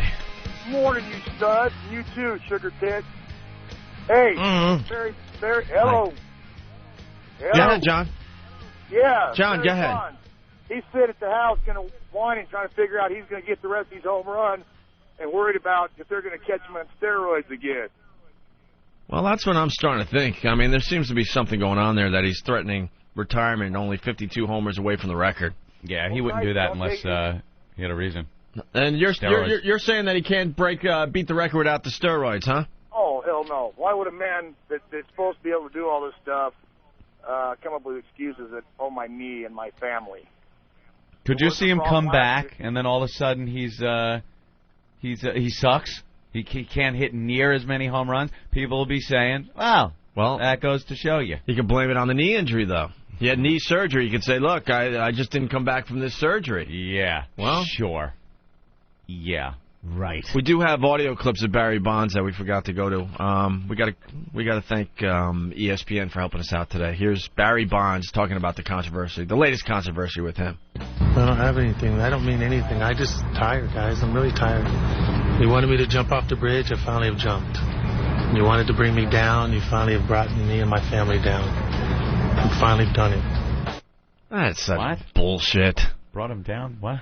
Well, jump off a bridge? What? Well, because they've been, asking him the steroid question for many years now, and it's finally gotten to him and his family. You wanted me to jump off the bridge? Well, I'm going to jump off that bridge jumped. now. Huh?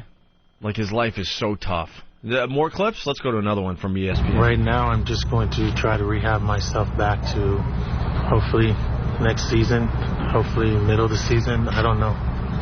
Right now, I'm just going to take things slow, and I feel bad for the guys because I want to be out there for them, but I don't know.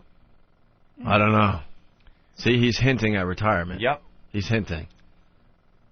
I'm really tired. I really don't have much to say anymore. My son and I are just going to enjoy our lives. My family's tired. Just tired. I'm tired. You guys wanted to hurt me bad enough. You finally got there. He sounds like Bancini from Cuckoo's Nest. Bancini, I'm tired. Bancini, old horse.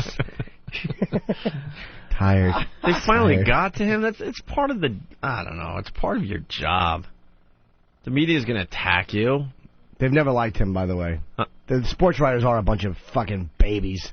If the guy won't talk, like Eddie Murray would never talk to the media, and then so they'll write bad shit about him. He's one of the best sluggers ever, and because they don't like him, they're going to trash him. Well, it's just it's part of the job. It's part of what you signed up for. Is it that tough to deal with the media? No, but in fairness, you can't take that crap seriously. I know, but the media, part of their job is to report accurately, regardless of personal feelings, and they don't live up to that part of the bar. And I lived through that, but did it affect us personally? Yes. Maybe a little bit at first until you understand the game. Imagine on a daily basis for years and years and years they're just hammering you with bullshit. I could see him getting a little pissed off about that. As he's reading these articles in his his mansion, it's a tough life, I gotta tell you. Very tough. Very tough for his family. His family never has to worry about anything. I guess it would be tough, Anthony. Maybe his family's tired from counting all the cars. Yeah, that could be rough, right? Counting the cars, counting the cash, having your son go to the best schools possible. Yeah, it's a tough life, I gotta tell you. I'm with him now. We'll try and let myself heal. I'm 40 years old. I'm not 20, 30. I got a lot of work to do to try to get back for these guys. So that's the latest on Barry Bonds. get back for these guys. How about for the record? Just say you want the record. Yeah, of course he does. Bravo on that, by the way, because I was reading an article on the way down here. LeBron James, who some people are going to say he's going to be even better than Michael Jordan. He scored 56 points the other night, and they asked him about it because it's his personal best so far. And he's like, I don't pay attention to records. It's all about the team. Yeah. And just like you said, I would love to see one of these guys just go, yeah, wow, 56 points. I was just, I couldn't be happier scoring 56 points. Yeah.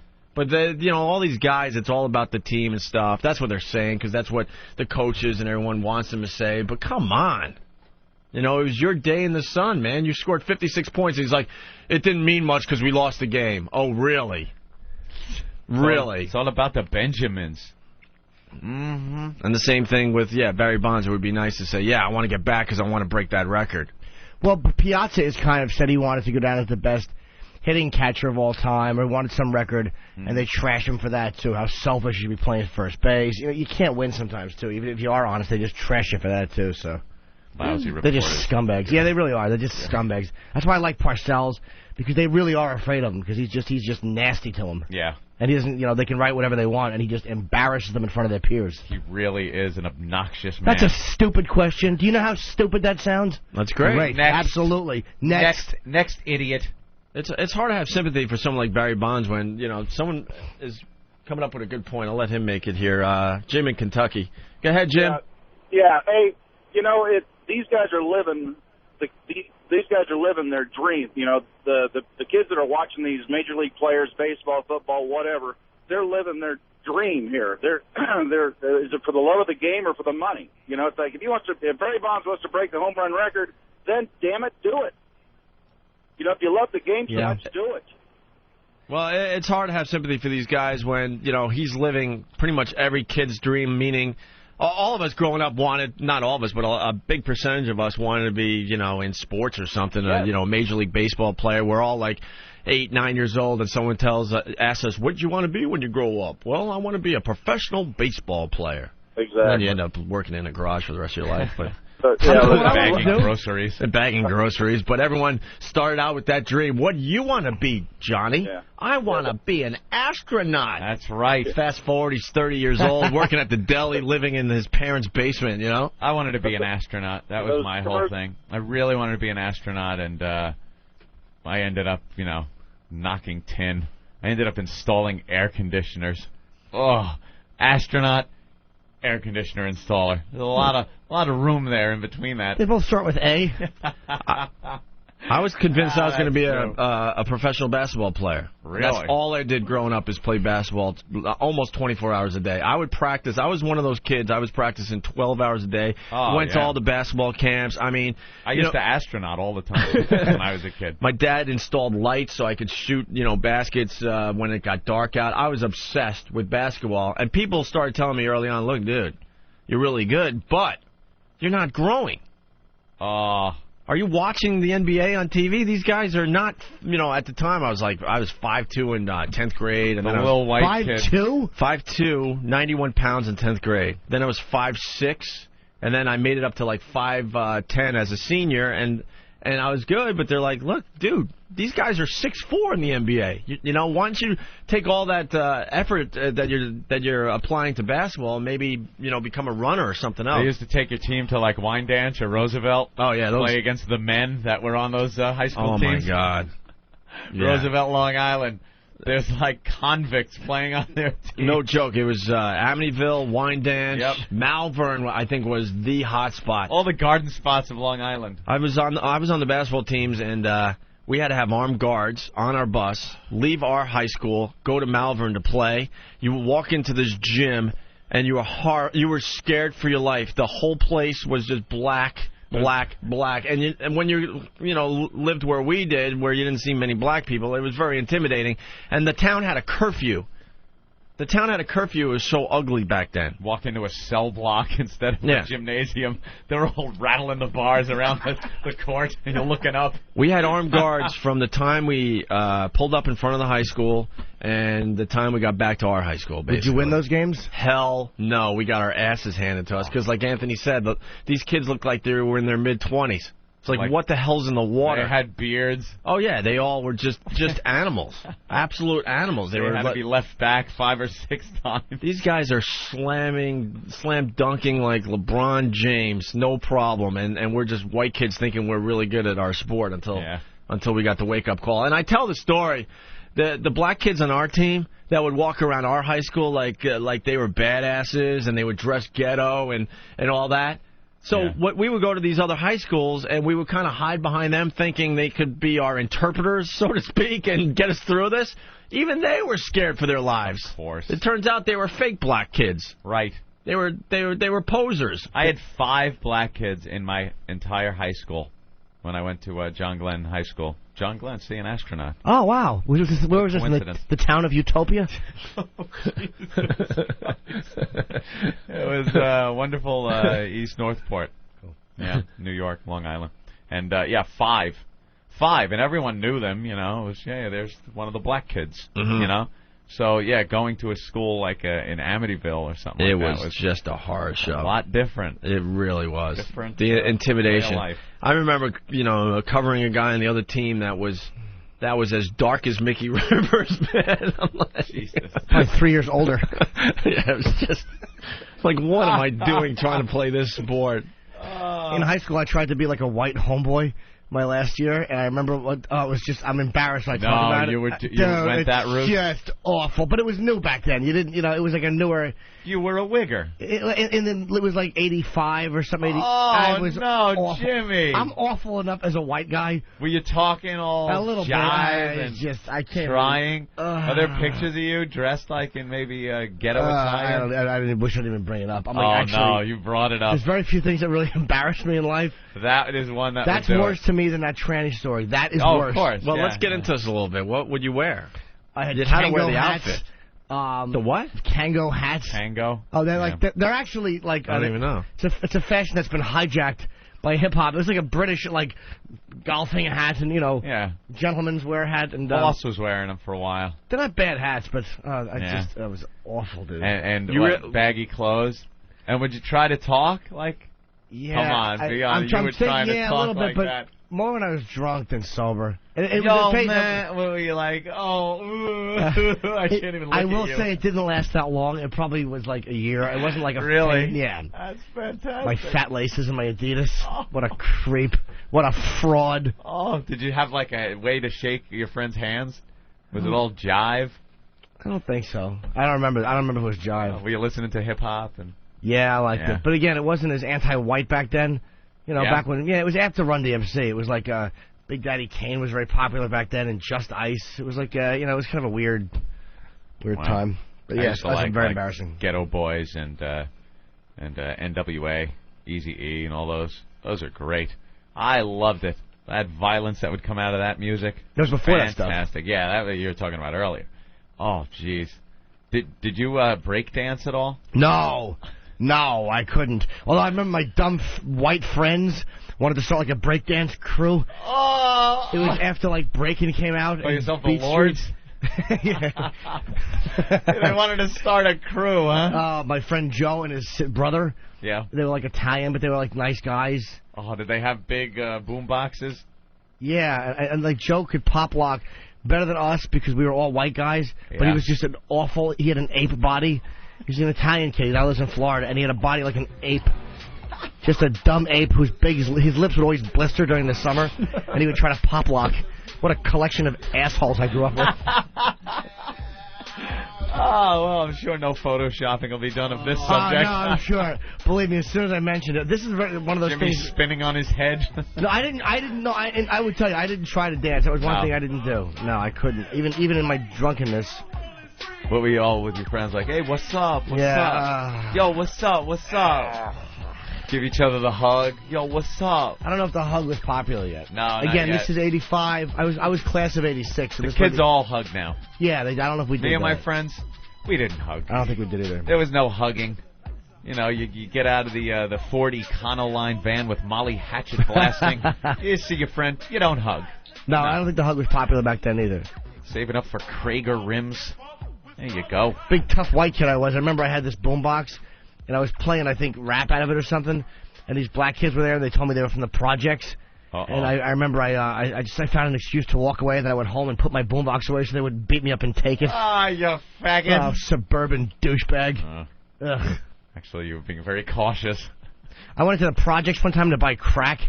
Stop it. Yeah, I did. I smoked crack a few times, and I remember I went into the projects to buy it, and the kid's like, yeah, man, come on upstairs. Like, he tried to take me up into the building, and I look back in hindsight, and I realized this guy was going to crack my head open and rob me. Of course he was. And I got so lucky that my friend Rodney walked in the first door. Hey, Jimmy, what are you doing? He's going to beat you up. Come on out of here. What are you, insane?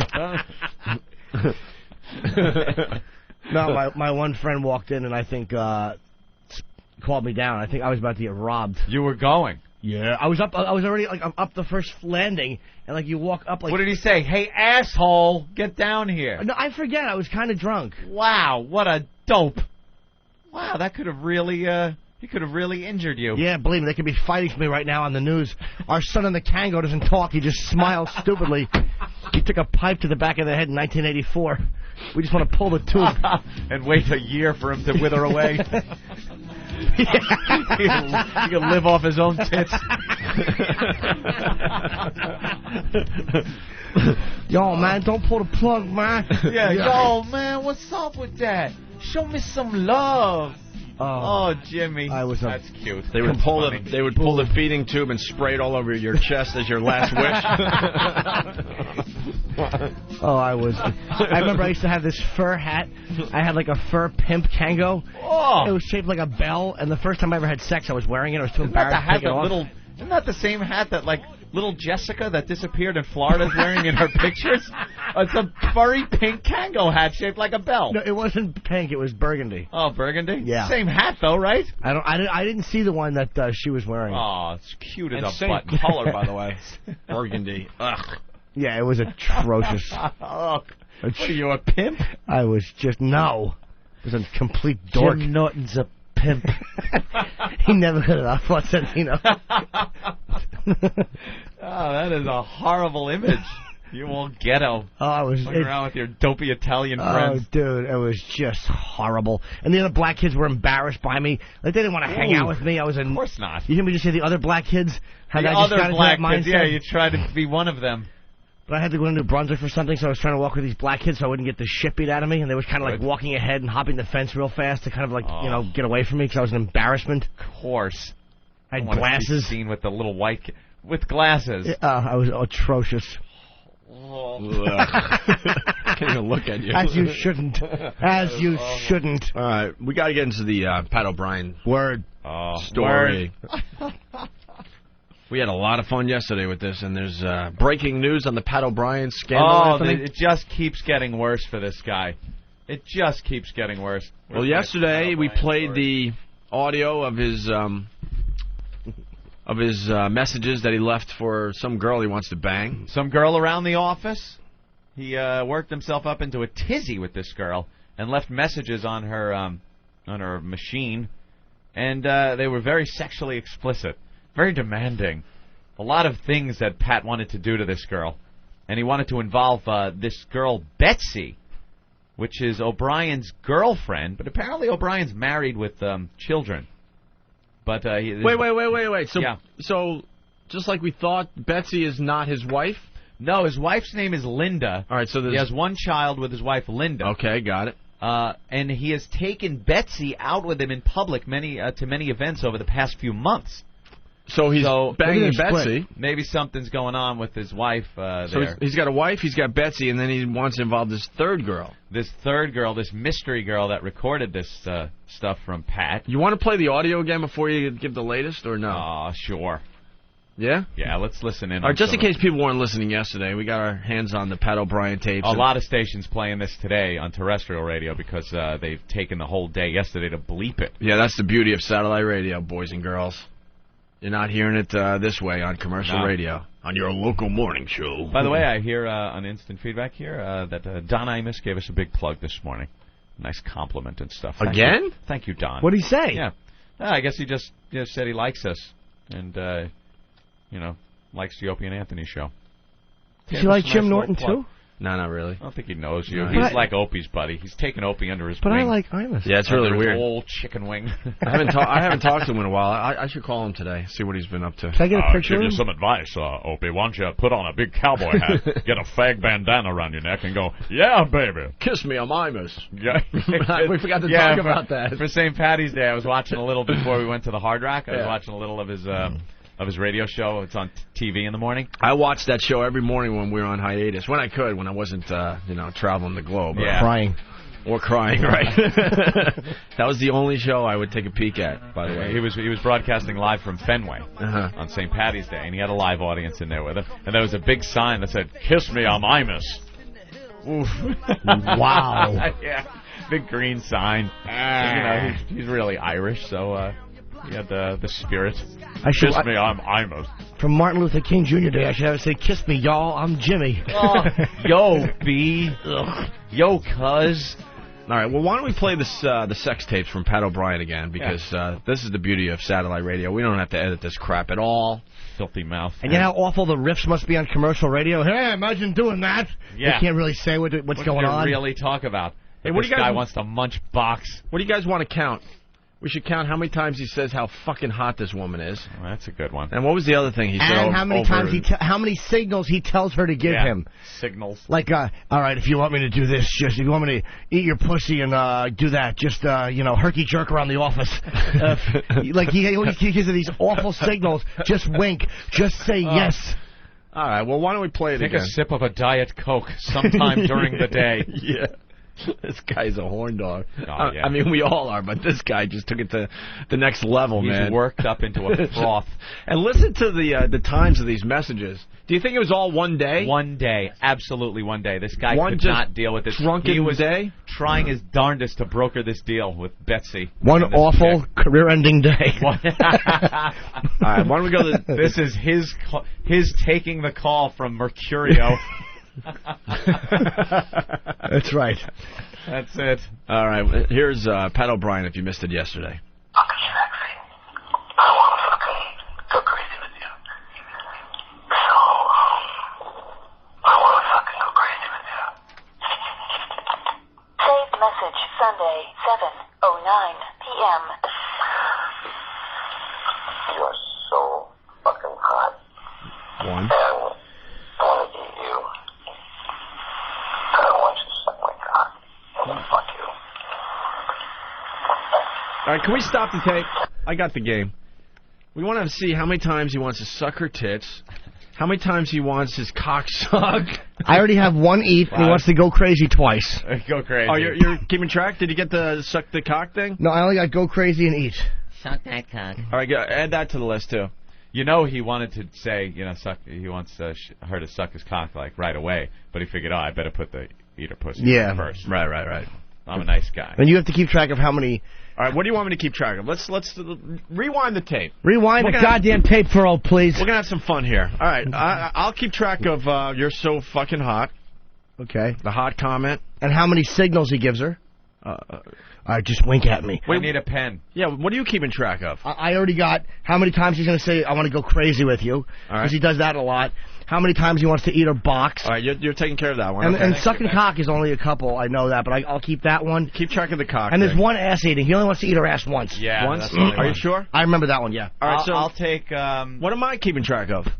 Oh my! You're doing how many times he says, hot? You're so fucking hot, and how many signals he gives her. Oh, okay, I got it. All right. Just wink at me. Lick tits? You can do suck tits. Why don't you take one of mine? You want to do suck tits. How about this? You do suck tits and suck cock. I'll do go crazy and eat pussy. All right. All right, Jim, take a controller, and I'm what?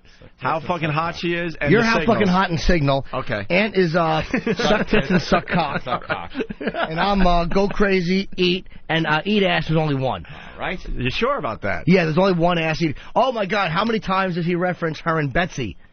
Shit, maybe somebody out there could keep score?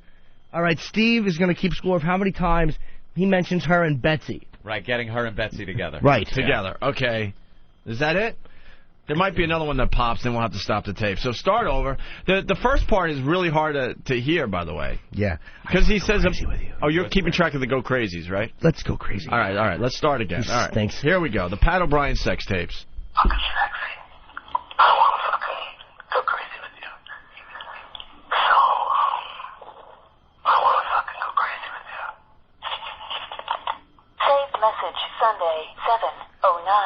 p.m.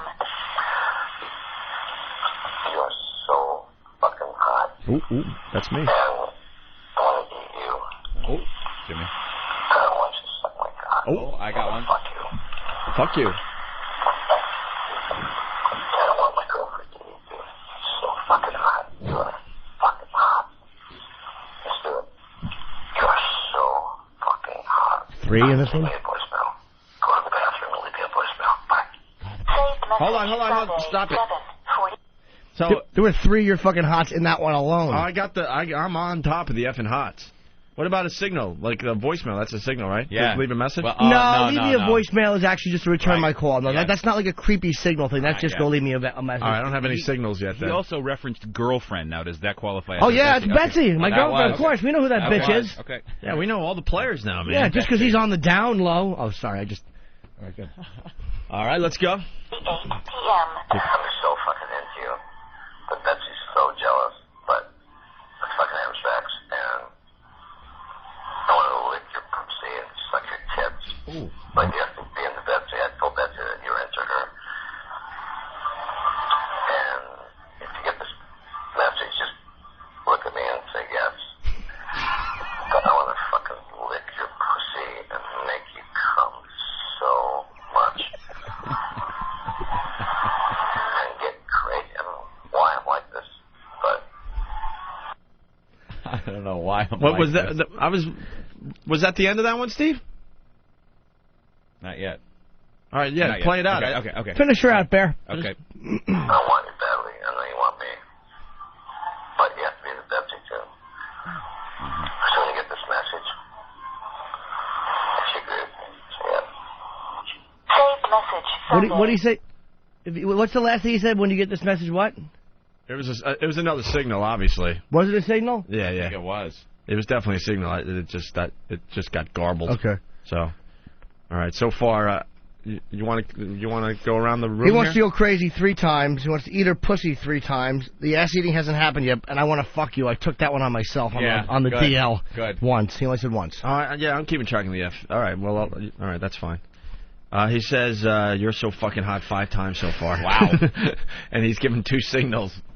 He wants to suck her tits 1 time and wants her to suck his cock once. That's it, huh? That's it. All right. And yes, Steve? How many Betsy references? He mentions Betsy 5 times total. Wow, is he brokering? He's a redundant idiot, this guy. He doesn't want to lose Betsy. Nope. Okay. 7:51 p.m. So fucking hot. Just look at if you agree with anything I've said, just say yes to me. Or wink. Or wink, that's I 2. want to fucking go crazy with you. Drive you nuts. Saved message Sunday. All right. You could go on to the next one. We'll give the totals at the end. 8:34 p.m. Hey, it's me. I'm so fucking into you. And you have to pay attention to Betsy, but let's have fun. I want to fucking eat you and fuck you and suck your tits and watch you eat Betsy and lick your ass. I'm so fucking into you. It's incredible. Check this message and then just say to me, yes. And kids can watch us. Let's just fucking have fun. I'm so fucking into you. You're so fucking hot. And I don't do this for a living. It's like new to me. But I want to fucking make you crazy. Bye. Saved message. I think he says Bets can watch. Oh, Bets can watch. Bets can watch. Oh, good. Bets. That's very sexy. Bets. Hey, Bets. Who's keeping track of the sucking the tits? I am, too. That's only it? got 2 total. I didn't see it write down when the one went by. Yeah, no, I did. Oh, okay. There was 1 before, and now I just... I'm heard so that fucking into you. I wish we had done that. There's probably like 10 of them already. I hadn't written that. Yeah. I'm so fucking into you. How many more minutes of the sex tapes we got? 40? Looks like another 2.5 minutes. Oh, my God. Yeah. All right, let's go. Message Sunday, 9:04 p.m. Hey, it's me. You're so fucking hot. It's just like all of a sudden, I'm not into it, but the three of us to get together, I want to fucking suck your pussy. Fuck dirty to you.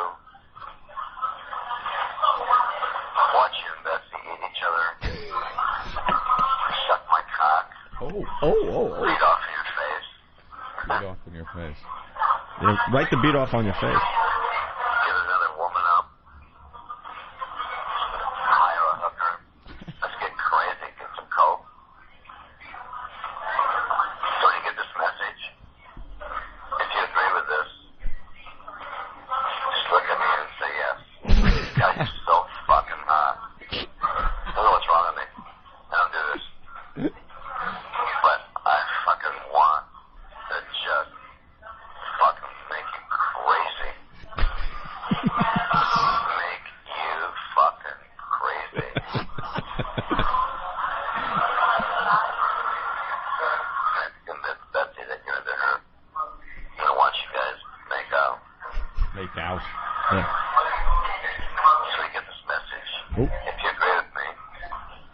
I don't know why my phone doesn't take messages, by the way. We can have any of these fucking hookers do. Let's just fucking have sex and fun, drugs, fucking eat. Go crazy. Bye.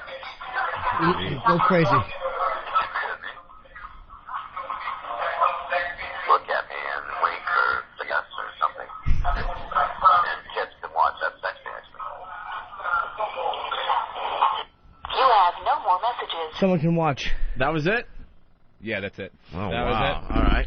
He wants to go crazy 9 times. Wow. Eat pussy 6. Eat ass 1. Fuck you 2. Beat off in face 1, and there are 2 hooker references. He says she's fucking hot 9 times. Jesus. He gives 8 signals that she's supposed to do if she's into all this. And 2 FUs? I got 2 I want to fuck yous. We didn't count drugs or how many times he says I'm so fucking into you. Those are 2 we didn't count. He did say he had a Coke reference there, right? We'll Drugs. get some Coke. Well, he also said let's get Coke or Yeah. something like that. Some drugs. Sucking tits twice. Okay. And 2 times he wants her to suck his cock. And I was also keeping tabs on the timestamp. They were all on Sunday, so it was one day. First call, 7:09 p.m. Second call, 7:48 p.m. Half hour. Yep. Third call, 7:51 p.m. Couldn't wait. 48. 3 minutes. He couldn't wait. 3 minutes later. The next call at 8:34. And the next call at 9:04.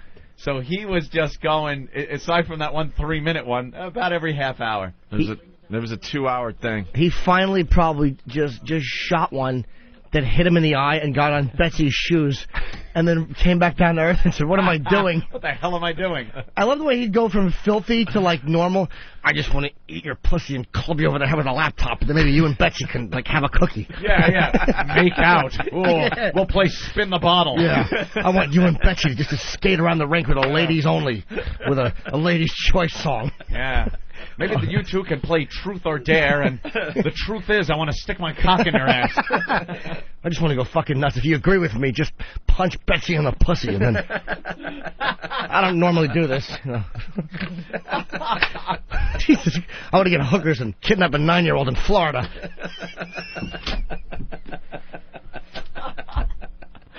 Oh, this is great. Listen, He is crazy. I tried to convince Wafa bin Laden that you're into her, but she wants to be a pop star. I want you to... Oh. If you're into this, grab a pregnant chick and dump her off a boat off Modesto.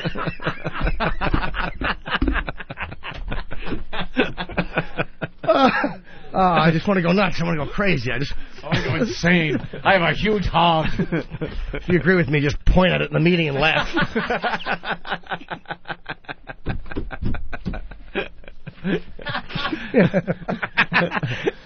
What a madman. Just wink at me. Just say yes. Just say yes. Like in his masturbation stupor, he's thinking of her walking by going, yes. Yeah. I picture slow motion, her beautiful blonde hair, like whips around as her head turns. She gazes right into his eyes and goes, yes. And he just, shoots his load in his pants. Yes. Oh, Pat. He is finished. Let's get some coke, some hookers. Oh, Jesus, you dummy. Let's grab a gun and shoot some Indians. Why didn't he just say, oh, I just want to be Jim Norton. I want to eat your ass and let me just pick up someone and put a wig on her and think it's a girl and wipe peanut butter breath off my dick and tell my friend Tyler that the blowjob was good even though I'm humiliated because my buddy's there. If you agree with me, just put on a furry Kango and go, yeah, y'all. This guy is so fired. Oh, he's There's fucking no done. Recovery. There's no recovering from this. I mean, when he first said he was going into rehab, me and Opie agreed. It's like, this is the best move he could do. Yeah. Clears the slate. It clears the slate. But then once you hear those tapes, and you hear them more than once, you can't just listen to those once. It's one of those things where you got to hear it a few times and realize, oh, he's just crazed. Oh, I just want Betsy to lie back, and I want RuPaul to put her big man hand in the Betsy's pussy. Well, the story gets better. Oh yeah, the folks. story gets better. It doesn't end there. Do we have the insider music? Maybe we could get that the wacky celebrity voice to give the latest. Is there insider music on the Pat O'Brien case, Anthony? We just heard the sex tapes, and there's breaking news about Pat O'Brien on page 6 of the New York Post. As soon as we got the music, we'll go to the reporter there. Why didn't I get that picture? Oh. That's insider music? Oh, yeah. Yeah. Pat O'Brien, host of the Insider, who entered rehab on Sunday, has more to worry about than sexually explicit voicemail messages. There's a photograph, too! There's a photograph. An impeccable left coast source says that O'Brien's girlfriend, Betsy, has an ex-husband who's in possession of a compromising photograph of the mustachioed broadcaster pleasuring himself. Oh, there's a picture of Pat O'Brien jerking off. How great! What kind of topper to this whole story is this? And you won't believe who has possession of it. We'll tell you later in the yes. So Betsy, let's follow the story here. Betsy is Pat O'Brien's mistress because he's married with a kid or two. Yep. Betsy's the girlfriend. Betsy's the girlfriend who has an ex-husband. Betsy was married to this guy. Betsy left this guy to go off with O'Brien. Oh, boy. O'Brien is directly responsible for breaking up the marriage of Betsy and this ex-husband guy. Yeah. All right. Now it's time to play Guess Who Has the Picture? It's not Pat O'Brien. It ain't Pat O'Brien. Sure ain't Betsy. No, it's not Betsy. That's right. It leaves the ex-husband who was screwed over by Pat O'Brien. Ouch. Ouch. He is in possession of a picture of Pat O'Brien jerking off.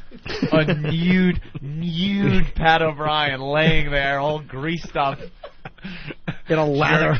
Jacking it in a froth. Hey, Pat, word of advice. Take the Jim Norton route on this one. Only take a picture of the cock, stupid. No, from what I hear, it's a full picture of a sweaty Pat O'Brien, cock in hand. Why would you do that? Stroking away like a maniac. Like a monkey. That might be a clip. I wonder if that's from video. If that's video. Oh, it could only... If that's a video... Yeah, the ex-husband is said to be well off financially, but he might let the photo be sold to one of these supermarket weeklies because he doesn't like O'Brien. He's finished with the divorce and he's moved on, said our source. Betsy figures prominently in the voicemails, which you just heard. A man who sounds like O'Brien is heard trying to coax an unidentified woman into a threesome. And then they have some transcripts of the tape we just heard. O'Brien has one child with his wife Linda, has taken Betsy out with him in public to many events over the past few months. So who knows? I think his marriage is done. Well, it's done now, obviously. Well, I wonder if Betsy works with him.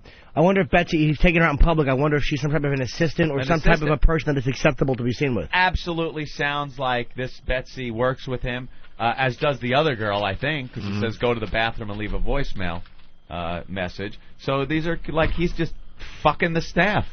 This guy is banging his coworker. He's not back. A spokesman for the Insider said O'Brien won't be coming back to the show, quote, until he is better. But there's nothing wrong with him. He's just Better acting at like what? Trying to proposition women? He's acting like a normal male.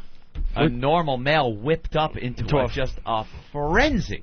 We've all been whipped up into a can't frenzy, though, take it. Anthony. My God, man. Gee, it's only been 3 minutes. Let me call her back. I gotta fuck you. I have to fuck you. If there's any business you can survive this in, it is show business. It is around these other degenerates. I mean, that's the only shot he has. He'll get a gig somewhere. The thing is, now these entertainment shows, these gossip shows, these Ben shows, as I like to call them, they are based on this holier-than-thou attitude. They talk about celebrities with this, we're better than them, look what a sleazebag this guy is. It's always presented that way. They always put on that look like, and this one's in trouble again.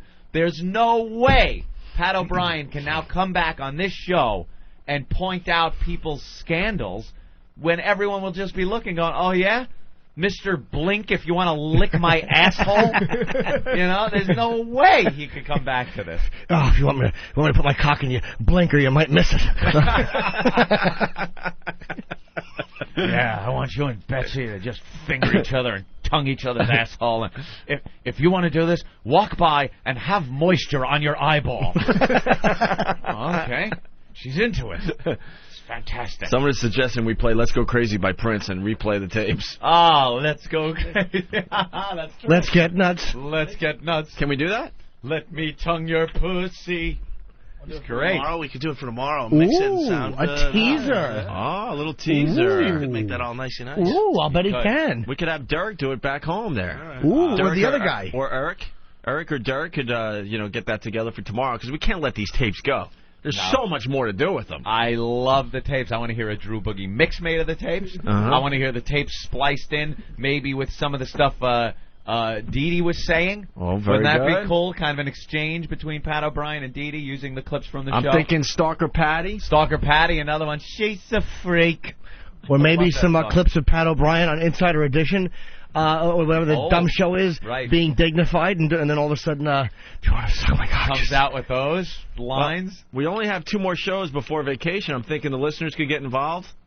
What could you do with the tapes? With the Pat O'Brien tapes. Is the audio up on Foundry Music so people could, download it and have some fun with it and send in some mixes for us? I think we can make it available on a limited basis. We have to do this immediately, though, so maybe we could get some fine production pieces by Friday. Okay. We got some very talented listeners that listen to this program. Why on a limited basis? What's the matter? Well, because you never know who's investigating these kind of things. Like with the Fred Durst video, the FBI and the Secret Service were getting involved. Same thing with the Paris Hilton. So you want to be real careful about who posts it and who distributes it. Yeah, but they're all, all right. Well, just throw it up there real fast so people can get a copy, and then they'll do whatever with Secret Service. Apparently, one of Imus's female interns, very good-looking female, went to work for Pat O'Brien about 8 months ago.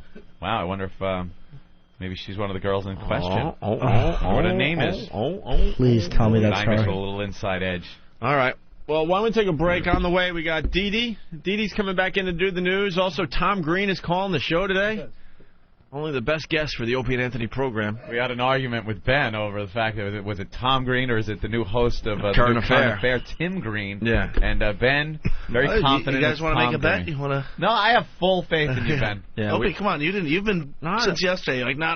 It's no, Tim Opie Green. had a good point. He's like, why would Tom Green be calling? He's done nothing. He's doing nothing. Exactly. And Tim Green is the one everyone's talking to these days because Current Affair is about to relaunch. Premiere. You already played your poker face. Now I know it's Tom Green, so I'm not taking that bet.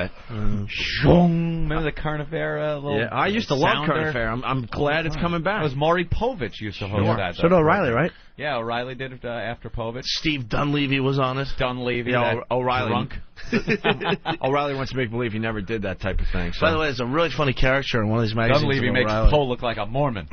Hey, Rob Dibble is calling in too. I think we're trying to get him. Yeah, I don't know if he's so we awake can talk yet. about Bonds a little bit more. Sure. Ooh. Also, second Boston date. We're going to announce it officially. We already have. I know. Why did you write second Boston date? Well, no, just so we can announce it again. All right, why don't you announce it again? Okay. Because here's the deal. We're going to need the help of the faithful listeners. We're going on break for 2 weeks after Friday's show. And the first broadcast when we get back from vacation is going to be a live broadcast from Boston. And we want to see a lot of the old faces and a lot of the new faces. But we're not going to be able to promote it too well, except for promos during Worstow and stuff like that. But basically, April 11th, we're going to be at Bill's Bar on Lansdowne Street. That's right behind the Green Monster. It's opening day for the Sox. They're playing the Yankees. It's just going to be a zoo up there. We're changing the time time of our broadcast for that day only. It's going to be 10 a.m. to 2 p.m. East Coast time. But we want everyone to show up at Bill's Bar on Lansdowne Street, okay? Of course. That's a 21 and over show because we're going to be serving alcohol and all that. But a lot of people bitch because they're under 21, so we decided we're going to stay in Boston an extra day. And on Tuesday, we're going to do our morning show. This is where it gets a little confusing, but all this will be up on the websites and stuff and in promos. The next day, Tuesday, April 12th, we're going to be at the Paradise? Yes, on Com Ave. On Com Ave, and we're doing our regular show from there, 7 a.m. to 11 a.m. We'll have coffee and a couple bands, hopefully, and other things. And Anthony. Yes? We learned only recently that Ben has been friends with Spalding from Caddyshack forever. How do you keep this a secret? I thought you guys would have known this. In Boston, everyone knows John. Spalding. And John called me back. John Barman. He's going to be there. He's going to be at Bill's, and maybe we'll get him to come to the party. He's still acting? Still doing no, that's the only movie he's ever done. Yeah, you look in Internet Movie Database. That's it. He's had all kinds of businesses and been successful. Was he typecast as a complete tool, and that's why he couldn't? Because, boy, did he play that up well. When you guys see him, and I just figured... I'm playing tennis today. You're playing golf, Spalding. he looks very much like Spalding. He still kind of looks like Spalding. I mean, you'll see him go, oh, my God, it's Spalding. So he's going to be there. How'd you like to mow my lawn? So Anthony and I are beyond excited to talk to Spalding. I love Spalding. There's other celebrities, too. We've got other celebrities that we can't talk talk about. I realize he's been in one of the most famous movies ever made. And one of the best characters ever. Of course, Spalding. When he's picking his nose and we're all betting on it. I want a hamburger, and I want a hot dog, and I want French fries, and you'll get nothing and like it. How about when he pukes in the sunroof of the Porsche? He's walking around drinking the drinks, and he drinks the one with the cigarette butt in it. Duty! Duty! Oh, he yelled duty. Spalding! I forgot he yelled duty. No! I forgot he was the one. Damn. All right, very good. So great kid, wonderful child. Yeah, great. Now I know why tigers eat their young. It's Spalding, and he'll be on our show when we're in Boston. Yes, he's gonna be a celebrity for the day again. There's actually, it looks like we'll actually have some other celebrities too. So celebs. All right, can we squeeze Dee Dee in? Yeah, we're gonna do a break. We're gonna do a break, and we're gonna get Dee Dee back in here to do the news. All brand new news stories, Dee Dee. Yes. All right, and. I'm trying to get you. Oh, go. I have to plug this. Hold on. Don't do any more dates right now. Okay. It's all about one thought for tomorrow and Friday and Saturday. We'll do it after the break. Okay. You start plugging as soon as that music kicks in again. Okay. All right. That's what you learn in radio. You gotta keep it simple. Keep it simple and one thought at a time. One plug at a time. I didn't even want to do two plugs there, but they were kind of connected, so we had to. But then you throw your plugs in there, then it's like forget it. No one knows where or when to go anywhere. Yeah, you're gonna get drunk. That's fair. Drunken Sox fans going to your gig thinking they're going to the Red Sox game, and then people going to Bill's Bar hoping to see comedy. It's just going to be a mess. So. April 11 and 12 is Boston. All right, let's take a break. And you bet. And we'll get Norton's plugs in next. All right. And we'll talk to Dee Dee. Can we get Dee Dee's mom on the phone? We want to play. Yeah. We want to play the voicemail of Norton's mom for Dee Dee's mom. Get your mom in here. Get Dee Dee in here. Get them all in here. And during the last break, I was running back in the studio, and Megan was saying, you got to hear the story that Dee Dee was telling. She has some crazy... And Steve's nodding his head. It's a good one? Crazy insane? Was she with Pat O'Brien? It's a wild story? Yeah, it's pretty wild. Dee Dee has a very sordid, substance-filled past that's led her down a very awkward path. Sweet. Who knew? Sordid, substance-filled past that's led her down an awkward path? I used to read copy all Jesus. I know, this... Drugs and hookers? Yeah. This Dee Dee gets better and better as the days go on. So, Steve, pay attention. Hit that button. Hit it. Like sands through the hourglass. I'm going to see Lee Evans. So is the O&A virus. Oh, what's up, Poe? Hey, guys, I don't mean to interrupt you. I wasn't drunk. You can't get drunk over coffee, orange juice, eggs, bacon. I didn't say you were drunk. Who said drunk? Eric said you were drunk. Eric. I would never accuse Master Poe of being drunk when he was in the street. Sounded like a complete asshole. O&A party rock! O&A party rock! That is a great clip. Yeah, okay. What the hell is O&A party rock? All right, well, fine. I was enjoying myself. I was told to go down and hand out stickers and have a good time. High on life, not alcohol. Yeah, he didn't hear the clip because he didn't have his headphones on. O&A party rock! Yeah, I know. That's a good one. But you know what I noticed? You got to admit, it sounds a little, okay, a little, you know. 4 days. Body rock. 4 days. I lost my voice and I couldn't really talk. And I was told to go down, hand out stickers. Club Soda Kenny told me to go down, hand out stickers, and have a good time. And that's exactly what I did. Body rock. Yeah, I know. I don't know what O&A Party Rock means. All right, well, whatever. I do notice that... we did all acknowledge how you did a great job down there, though. Well, you handed out thousands and thousands of WOW stickers for us. Thank you. And cups and all, but he was getting on this microphone that another club had in the middle of thousands of people on the street, and this is what he was coming up with. O&A Body rock. No, come on. An attention getter. That's the only thing. That's not the only thing I say. All right, so you want to go on record and say that when you did this, O&A Body rock. you weren't drunk. No, I wasn't drunk. That clip gets funnier and funnier, man. All right, very good. All Thank you, right, Master Paul. So you left here yesterday, and what happened?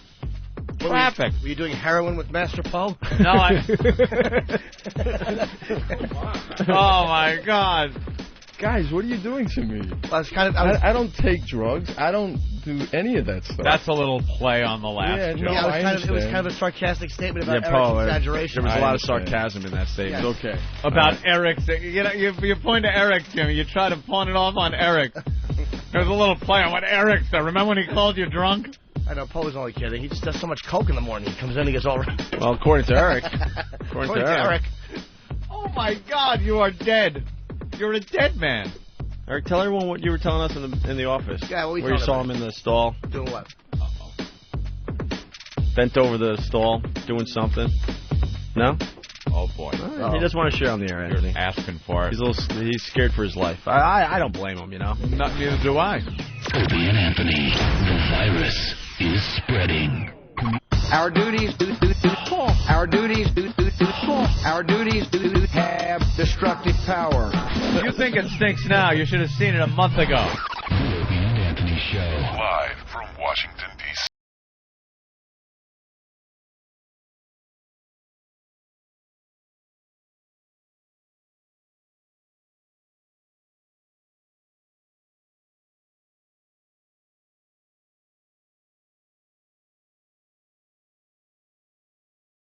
The way. We're going to start getting a lot of activity as far as WOW goes, Anthony. Wow. We're going to start a WOW contest when we get back from vacation. Basically, ladies, if you're in the New York area and you hear us broadcasting live, we want you to come on down and show us what you got. And we're going to have some fine prizes for the best WOW. Simple as that, right, Ant? Right. And you just come by any day you want when we're broadcasting. Any day. We're hoping to see a lot of ladies. It's been a long, long time since we've seen some quality broads. Topless. Quality broads. Quality dames. And we'll be very, very nice to you, I promise. I personally promise that I'll be nice to you, okay, if you come down and help out the promise out the WOW nice? thing. Yeah, because we really got to get the WOW thing happening again. Right now, the listeners from all over the country, they're getting their WOW stickers. They're getting them on their cars and their trucks.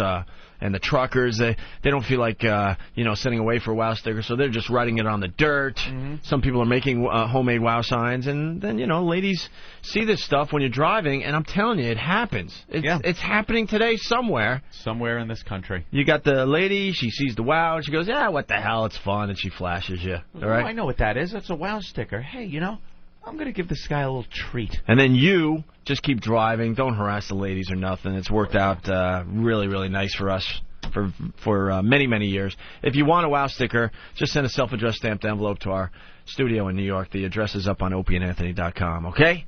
Uh-huh. Where's Dee Dee? Let's bring Dee Dee in for more news. Our new friend, Anthony.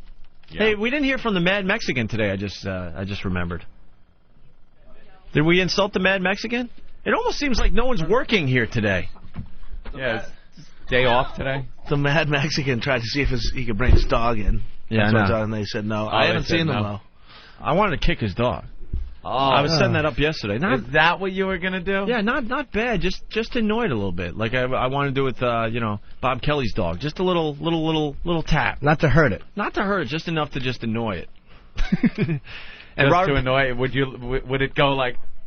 Yeah, would it let out a little yelp? No, not that bad, because that's the sound it would make if it was a little hurt. What would it do? Just, like just an annoyance, like like angry at you. Like a. Would it be a kick or kind of a push? The equivalent of a. And would it be around the liver area? Oh yeah. Right around the ribs. Just That's what it's your specialty. a little tap, that's all. And Norton, I didn't think he was coming back on the show because he had to run to see if Robert Plant was definitely stopping by Oh, today. my God. Norton's freaking out today. Of course. He's got this chance, this off chance. People are being realistic with him, though, not giving him these high expectations, that he may, today, get a picture with Bobby Plant. Yeah, because he's performing. Lee said it's not guaranteed. He goes, but it's possible. You know, I mean, why not? I mean, he seems like he's all right. You're going to touch his arm and go, Bob. But, I mean, let's be honest. I mean, it is Robert Plant. I mean, this is a chance I'll probably never get again. What time is he performing? I hear he's doing something at 1 o'clock here. Oh, my God. I was thinking the other day when Ozzy was in and how you were looking at Ozzy and freaking out, I was trying to think if there's anyone out there that I'd have that same reaction. Obviously, Robert Plant. I don't know how anyone can not want to get a picture with... It's Zeppelin. Right. It's a once-in-a-lifetime opportunity. The guy's not exactly accessible. I mean, he's like royalty in music. And we're not going to get him on the show, huh? I don't think he's here yet. Stop. He won't be in until about 12. He'll probably miss him by an hour. Never. Yeah. Is he performing? Yes. What's he doing? Lee said he's doing some kind of show here, which is supposed to start at 2, but Lee said as of last night, he thinks it's 1. He's not sure. The times keep changing. Whatever time he wants, right? Whatever Robert Plant wants to go on, he'll But go on. what music is he doing? He's promoting a new album. Maybe Ben knows the name of it. I don't know the name of it, but he is promoting a new album, I think. That'd be cool to hear, man. Of course. He's doing an XM Artist Confidential special. We'll find out what he's promoting. Okay. Yeah, please do. We'll plug it for him. That's pretty cool. That's fantastic. In studio, we have Dee Dee. Hello. Hey, Dee Dee. Dee Dee's back. Now, you were telling some kind of crazy story in the other room, and everyone's like, you got to hear the story. Well, way back when, about 11 and a half years ago or so, I was living in L.A. at the time, and I used to go to Vegas a lot. So I took a trip to Vegas one weekend, woke up one morning to find out that I was married to a British guy. It kind of came out of an alcoholic drug state of mind. Wow. I know. I look over and he's like, so how does it feel to be married? And I guess the day before, I was at the courthouse, ended up married, had no clue. And my fucked up mind at the time thought, well, he's cute, he has an accent, he's from England, this could work. So we went back to L.A. He had a lot of money on him, cash in the house, and he was leaving for a ski trip. He told me to keep the money safe. So he left, and I didn't feel safe with it in the house, so, take it to the savings account, right? So I'm at the bank. The bank teller's like, wait a minute. Next thing I know, I'm dealing with the Secret Service. It was counterfeit money. And then, needless to say, he's back in England. So. Wow, deported. But you know what? I'm thankful. I'm grateful to the Secret Service too, because he's like, you gotta get your shit together, else you're gonna end up dead. So I haven't had a mind-altering substance for 11 years. Ooh, good. Wow. All right, wait a minute. There's so much to this story. Yeah. I'm we glad have to you go laid it out there, but now we got to dig in a little bit. Just a bit. Just a bit. Vegas, all right? Yeah. You're in Vegas for what? You're just there? Just there to hang out. Now, have you weren't fun. with this guy? No. So you met the guy him in Vegas. I guess so. I was in. You don't even remember meeting this guy? Have you ever been in an alcoholic blackout? Well, you don't recall anything. It's like a part of your life that never comes Steve, back. put your hand down. Yeah. Jeez, Steve's all like, yeah, me, I have. Ben's saying nobody's in one now. No, so I don't recall. For 8 months. I don't even remember being at the courthouse. Well, let me ask you. So wait, I'm not to interrupt you, but you could have actually said something like something party rocks, and you wouldn't even remember. I could be having a conversation right now, and I would never remember. Yeah. So you were in Vegas. You're getting a little drunk. You went there just for the weekend to gamble and stuff? Among other things. What kind of drug was your drug of choice back then? Crystal meth, stuff like that. Crystal meth? Yeah. L.A., Coke. California. Yeah. Yeah. But Coke doesn't really get you where you don't know what you're doing. But crystal meth was cheaper then, so... Crystal meth. Even that, though, kind of gets you alert. It doesn't... You must have been really drunk. What were you drinking? When I used to drink gin and tonics. Gin and tonics. Wow. And Midori. Would people consider you a lightweight or a heavy drinker? See, I was a functioning alcoholic. Yeah. Where I could go through the week fine, but I black out when I drink, so I'm an alcoholic. You don't have to explain it. We know. So you didn't know all about functioning alcoholics. So you completely black out where you're walking around, you're talking, you're doing things, and then functioning, but you have no clue what you're doing. Exactly. And you wake up the next day. I get married, and So you were rocks. Did the English guy ever tell you how you met, or? Yeah, at the roulette table at Circus. So you must have been drunk and playing roulette, And he walked over, and It was did he sometime fill in you the in? afternoon, like around, I don't know, maybe 1, 2 in the afternoon. In the afternoon, and you're smashed to the Big- point of not remembering anything. Right. It was Las Vegas. Wow. Of course. DD Party Rock. Party rock. Wow. So you apparently this guy comes over and starts talking to you, and wow, you sound like in those states of mind you may have been a bit promiscuous. I guess so. I guess so. He was in my bed, and I was So- married to him. So yeah. Well, now, did you do anything before you got married? Like, did you have sex with him, as far as you know, and then get married, or did you say I'm not doing this unless I'm married? I don't know. I was like blacked you still out. to this day, he never filled you in on Well, a timeline. Didn't you say, hey, hubby, could you tell me how this? Well, he just said, we met and we had some fun, and I'm like, let's get married. I'm like, okay. So yeah, you met, had Pretty some much. fun. Did you really get married though? Yes, I'll bring in I'll make a copy of the Obviously, marriage it's been certificate. annulled. I mean, Well, obviously you can't if you did the deed, so no. wait, you can't annul it even if you did it in a passed out, Well, drunken stupor? because in my fucked up mind, this was going to work. He was my so man. instead of getting it annulled, you figured, let's make this work. Right, I was so fucked up on drugs. I thought, Because it was based on something so pure and honest and loving. yeah, he's cute. He has an accent. He's from England. This could work. That's all you need, really. Yeah. Who did he look like, as far as maybe somebody that we know, celebrity-wise? Anyone, even close? Probably looked like Captain Morgan. No. Wearing a pirate suit. I don't know. God, trying to think. Who did he match up with? So you go back to Height-wise, you go back to LA. Yeah. How long did you live with him? A few months. A few months. Yeah. Wow, she really So tried you were to... banging this guy, huh? When you got back to LA? Hello, here's my husband. Yeah. Was he any good? He's Oh, English. my husband. Wow. Oh, my God. But he was English, though. Was he any good in this act? Well, yeah. See, I have Yeah. a thing for accents. Oh, you do? Yeah. Wow, how about that? This chick is just amazing. You're amazing. So You now really are. You're married, and he had a house in L.A.? Or? I had the place. You had the place. He was from England, so he had nothing. Wait, he had nothing? He had counterfeit money. He had counterfeit That I American didn't cash. know. So you take him back to England. You didn't ask him where he was staying when he was in the U.S.? Or No. how long was he in the U.S. before? When you're on drugs, you don't care. Wait, you don't even know how long your husband for a few months was in? You never sat down with him and said, hey, how long have you been in America? No, you don't understand. I was Where did you really- live before you married me? I don't know. I was so fucked up. I didn't care at that time. You don't understand. That was a different time in my Wow. life. I was really fucked up. Amazing. I didn't care about a lot of shit. I am amazed at this. So he moves into your place. She's going to give Jim Norton a run for his money. I know. The deeper we delve into this chick. You are a freak. So he moves into your house. Yes. Were you? I know you were all fucked up, but were you troubled by anything? The fact that maybe he didn't work, or He had money. He well, had it was, money. I didn't know it was counterfeit, but I guess he was involved with things I didn't know. how much money did he have? It was a lot. How much? How much did you take to the bank with you? Oh, well, I took like 10 grand in cash. Uh-huh. But he had Pop a in a lot, savings account? But it but he had a lot more than that. would be safe there in the savings account. That was my mentality back then because Yeah. I was on drugs. So all of a sudden he's like, I'm He going. should have said, I'm going on a ski trip. Keep this money safe. By the way, it's counterfeit. He left that out. So he Yeah. went on a ski trip. Yes. All right, and he had a bag of dough there. Yeah. Why didn't you go with him? Because I was working.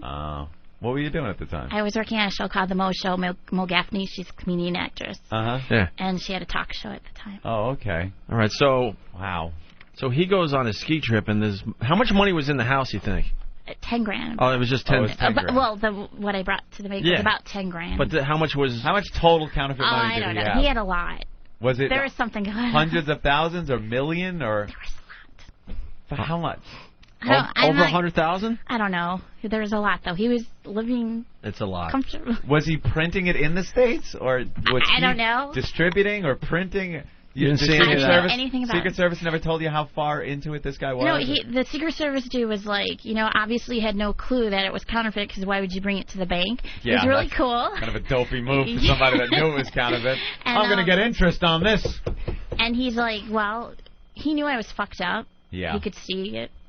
Sure. So he's like, you gotta get your shit together, or else you're gonna end up dead. And then I got my shit together. Right and I'm after not that? dead. I'm here. Right after that, you got your shit together? Well, it took about a month, and then, and then I was at home crying one night, like, because I knew I had a problem, and I called 411 and got the number for a 12-step program. You did? Yeah. And it all worked out And the for female Stuart Smalley. Yeah. Wow. Is this guy in jail overseas or anything? He had to go back, so. Deported? Yeah. But that's all that happens to you if you're caught with counterfeit money? He was in a little bit of trouble, but he just went back. He couldn't come he back here. Do you miss him? No. They probably won't extradite you for something like that, will they, from England? Like send you back to face trial here? No, they didn't do it. He I don't know who he knows, but he had to go back. Wow. You were hanging with James Bond, I think. James Bond. Yeah, so he was, That's a great story. my past. This is the now. That is your past, isn't it?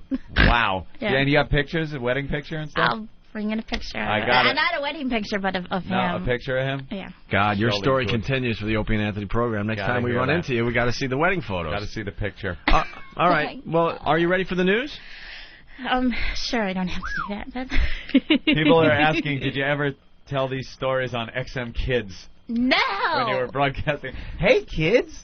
No, because I was a good kid show host. I was in a drunken stupor. Let me That's tell a you. pretty roulette wheel. Let me tell you the time cricket muled heroin through Colombia.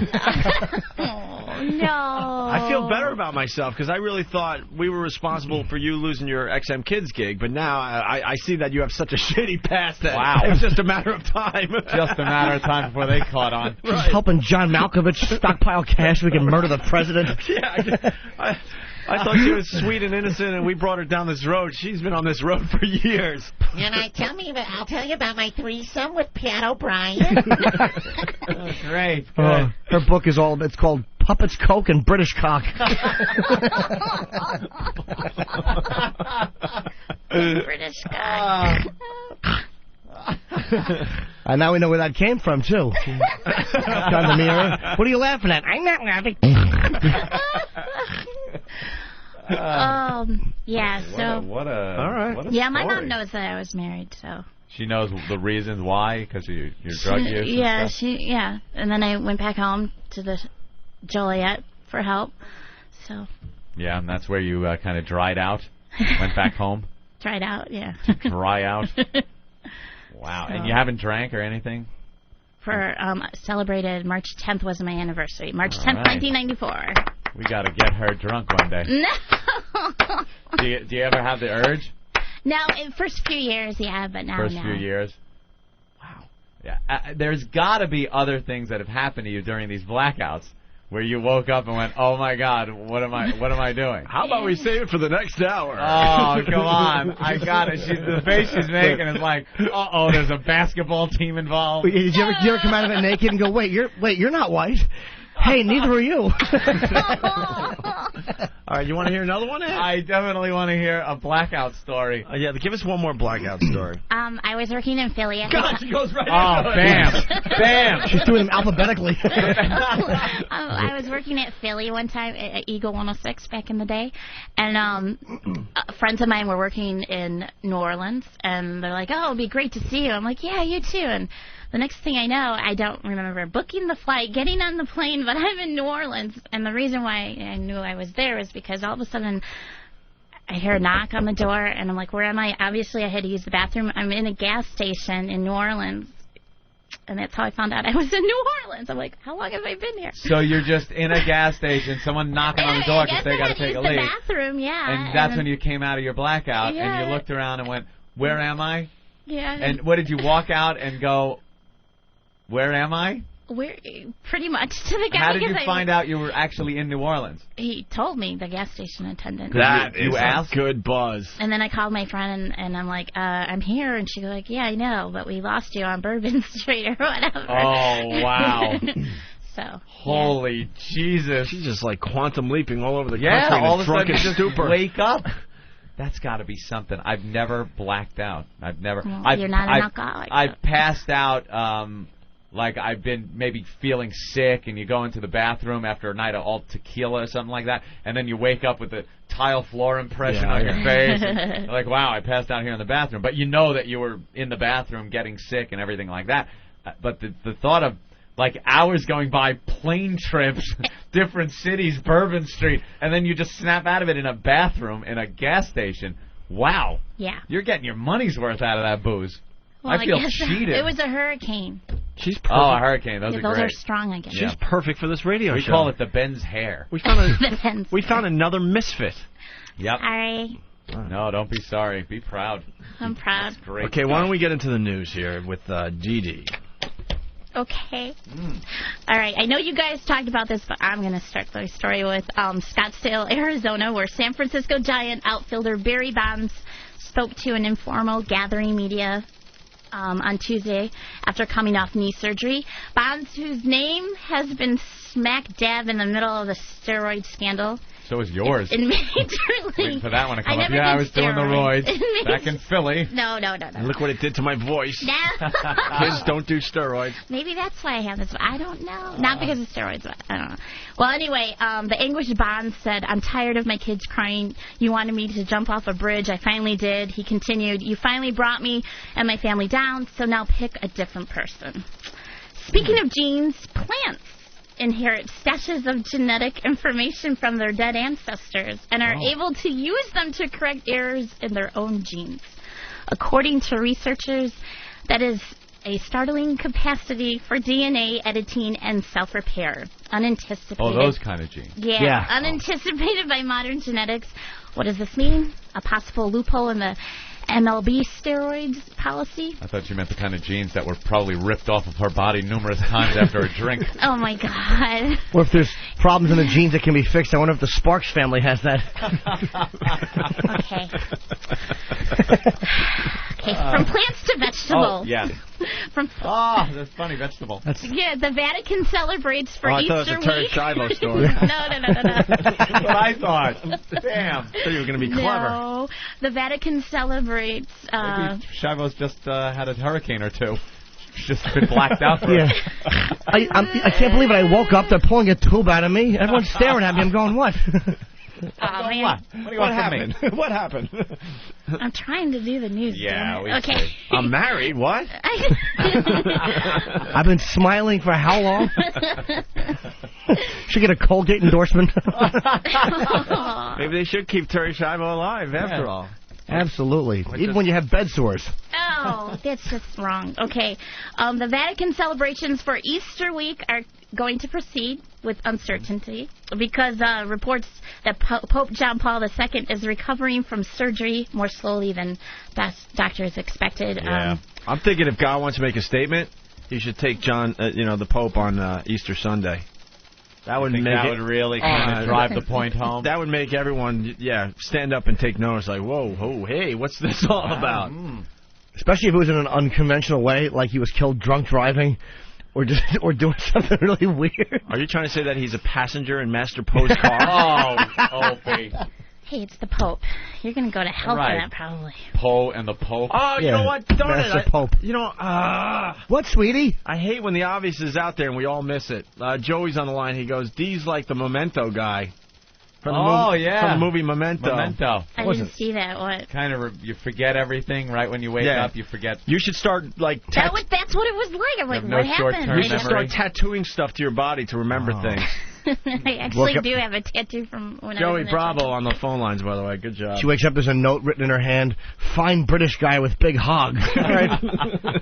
Aww. And some news from the executive branch. Vice President Cheney said yesterday that the elevation of White House loyalists and supporters of the war in Iraq to key diplomatic posts puts the United States in a stronger position to force changes at the UN and improves the U.S. Image abroad. International news. Yeah. You told me to do stuff different, right? So I'm trying. To an interview, in an interview aboard Air Force Deuce, the vice president said the nomination of John R.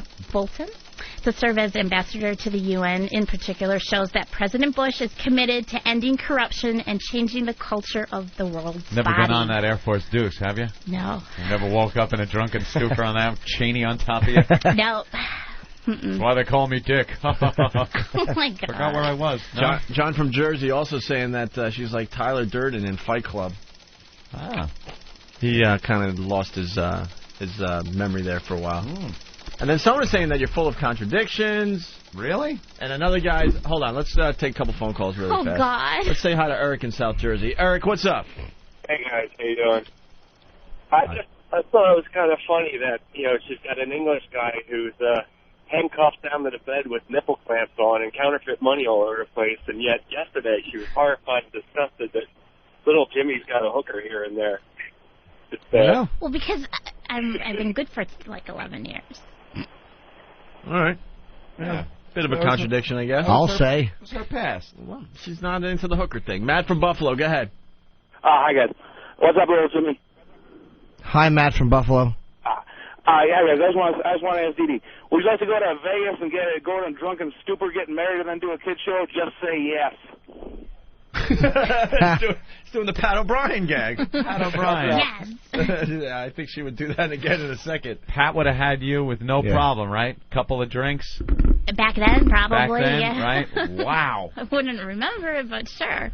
All right. You ever, how many? I got to ask you, how many times, estimate, did you wake up in a strange bed after a blackout?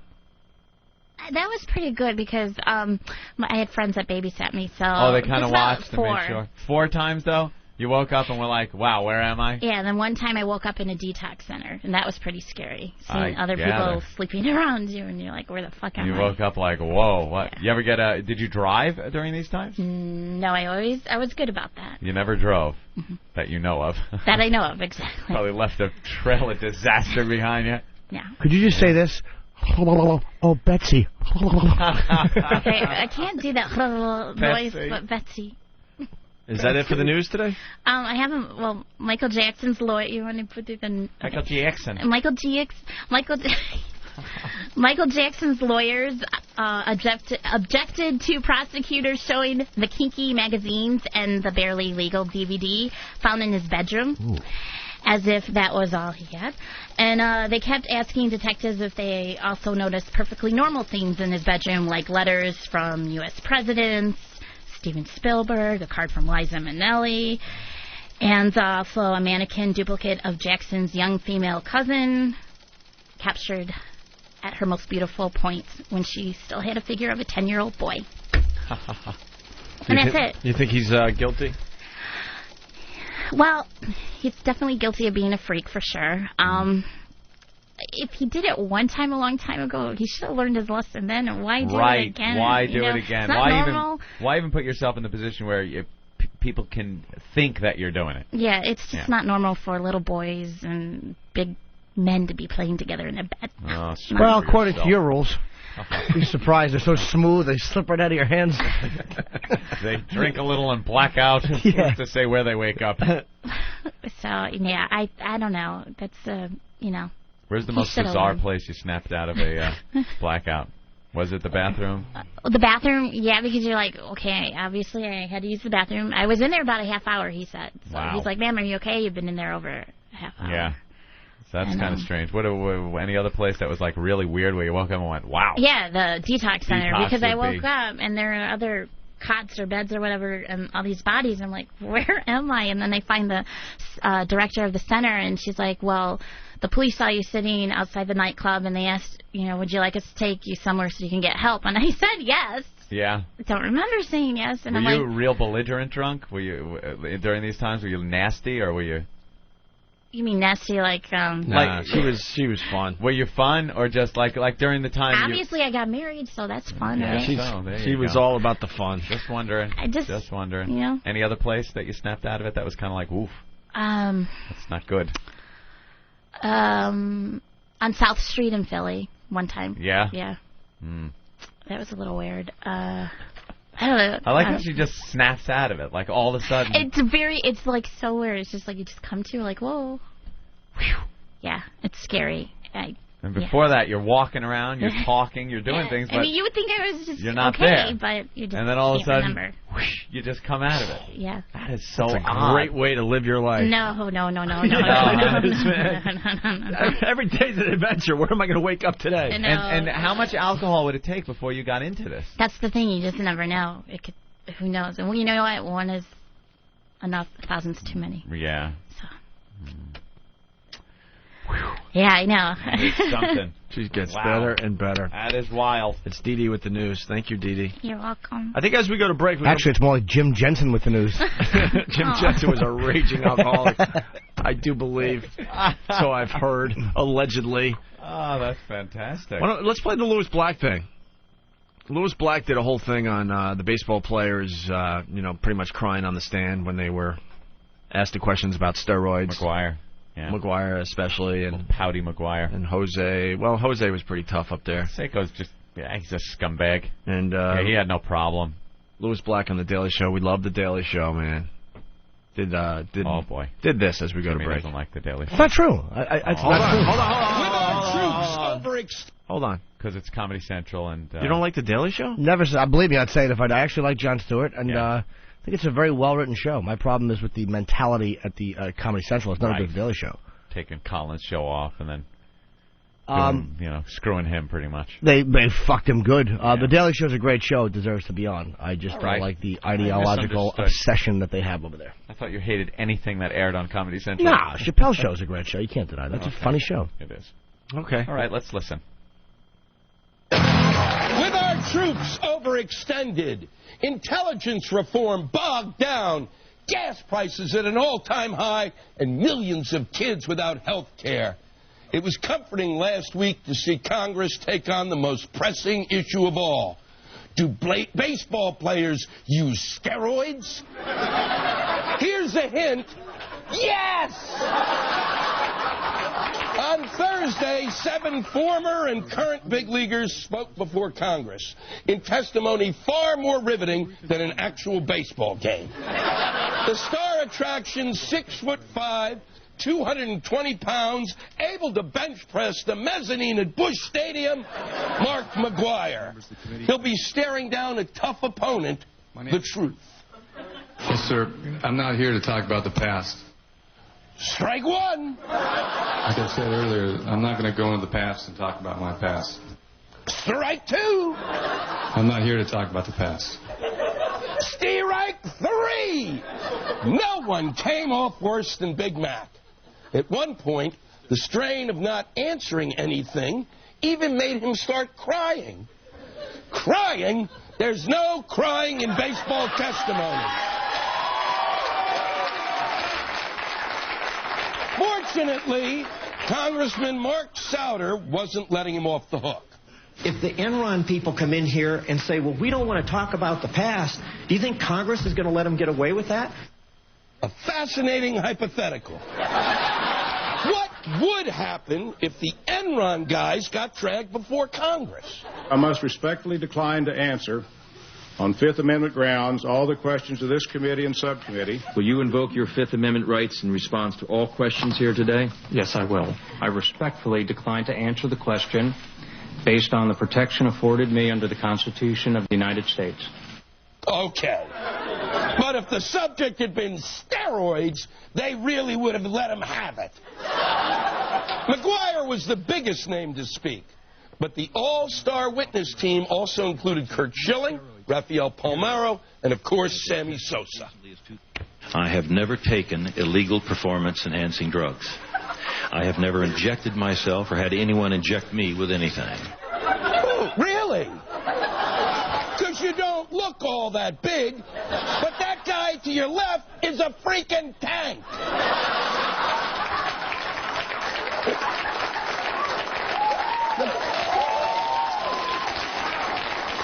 The guy who was most forthcoming was Jose Canseco, whose new book, Juiced, alleges widespread steroid abuse in the majors. I don't know exactly how the policy for Major League Baseball is structured right now, but I've heard it's a complete joke. Oh, and just where did Canseco hear that little secret? From his good friend, left fielder Tits Mitchell. Word of advice, never call him that to his face. The testimony left Congress shocked and disillusioned. And you know what? Me too. Growing up, my baseball heroes were Mickey Mantle, Billy Martin, even Babe Ruth. They were drunks. They had to overcome their drug. Baseball has to go back to its roots. Forget the performance-enhancing substances. Bring back the performance-hindering substances. If not for me, do it for the children. John? Louis Black, we'll be right back. Like sands through the hourglass, so is the O&A virus. My level of disgust goes shit. Now, make sure you write this down, people. It's shit first on the list. Disgusting thing ever that could come out of a human being is shit. If it was near me or around me, God forbid, on me, I'd lose my mind. Okay. So that's number one, the evil of all evil to come out of a human body. Second on the list,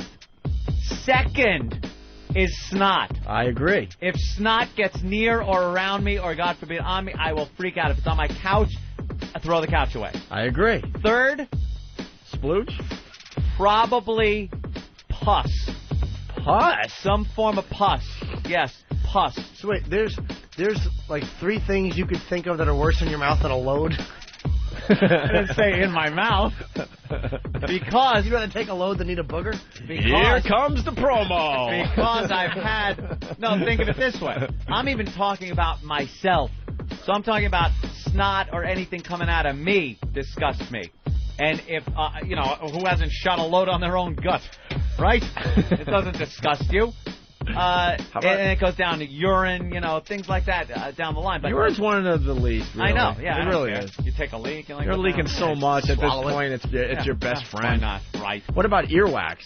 Earwax is pretty up there, too. That's up there. Earwax, probably right after pus. It's like a buttery goodness. It's tart. You ever put your tongue on your finger after you stick it in the earwax? Don't make me... You almost made snot come out of my nose. You would never eat like a big watery runny booger? God! It's like sucking down a loose piece of pasta. Stop it. It's got like salty tinge to it. If I you just made me do the cricket snort. If I inadvertently you suck in and you feel something more than just you've never eaten your boogers? Never. Not one. Not one time. I can say in all of my years I have never, ever, ever eaten one of my boogers. Not once. I have never even contemplated it. Really? I have actually been repulsed at the very thought so as not to even accidentally ingest a booger. I have never, ever, ever eaten a booger. You never yanked one of them off a little hair in the nose, one of those little fat ones? Oh, those are wonderful. No, Sure. and if I'm picking at something, I can't even look at it. I have to get it away and off of me and cleanse my hand immediately. It has to go. Opie and Anthony, the virus is spreading. It is a natural impulse to grab and squeeze the breasts. No shit. It's real soft. Almost like pudding. Yes. A hard piece of ass. Quite a handful. Yeah. The nipples are so sensitive that a mere tweak between finger and thumb will give a perfectly good result. The Opie and Anthony Show. In case you didn't know.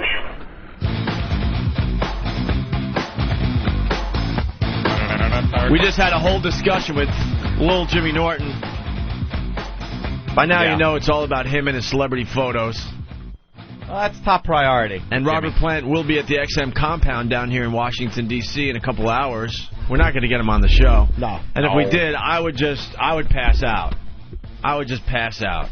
I mean, I love Nirvana and all that, but if I had to really think about my favorite band of all time, it has to be Zeppelin. It just has to be. Until the album Coda, they didn't make a bad song. Well, maybe Hot Dog, but Hot Dog was a little shaky. Yeah. When they were trying to do a little pop song thing. But, sure. But besides that, I mean, they made album after album after album every fucking song just rocked and was great. The writing, the playing. Yeah, he would be the one that would make me lose my mind if he walked through the studio. Hey, Anthony, what about you? Me? Yeah, we all know Norton's obsession with Ozzy. I finally figured out someone that is alive that I would freak out over, and that would be Robert Plant. I think any of the members of ABBA, if I saw one of them, I would just... it's got to be my favorite of all time. No. There's got to be one, no? No. I really don't have one of those. Wow. Maybe not even a music guest, like movie star, De politician. Niro? Ooh, well, Bob. Or Nicholson? Well, there's a lot of those guys, but... Yeah.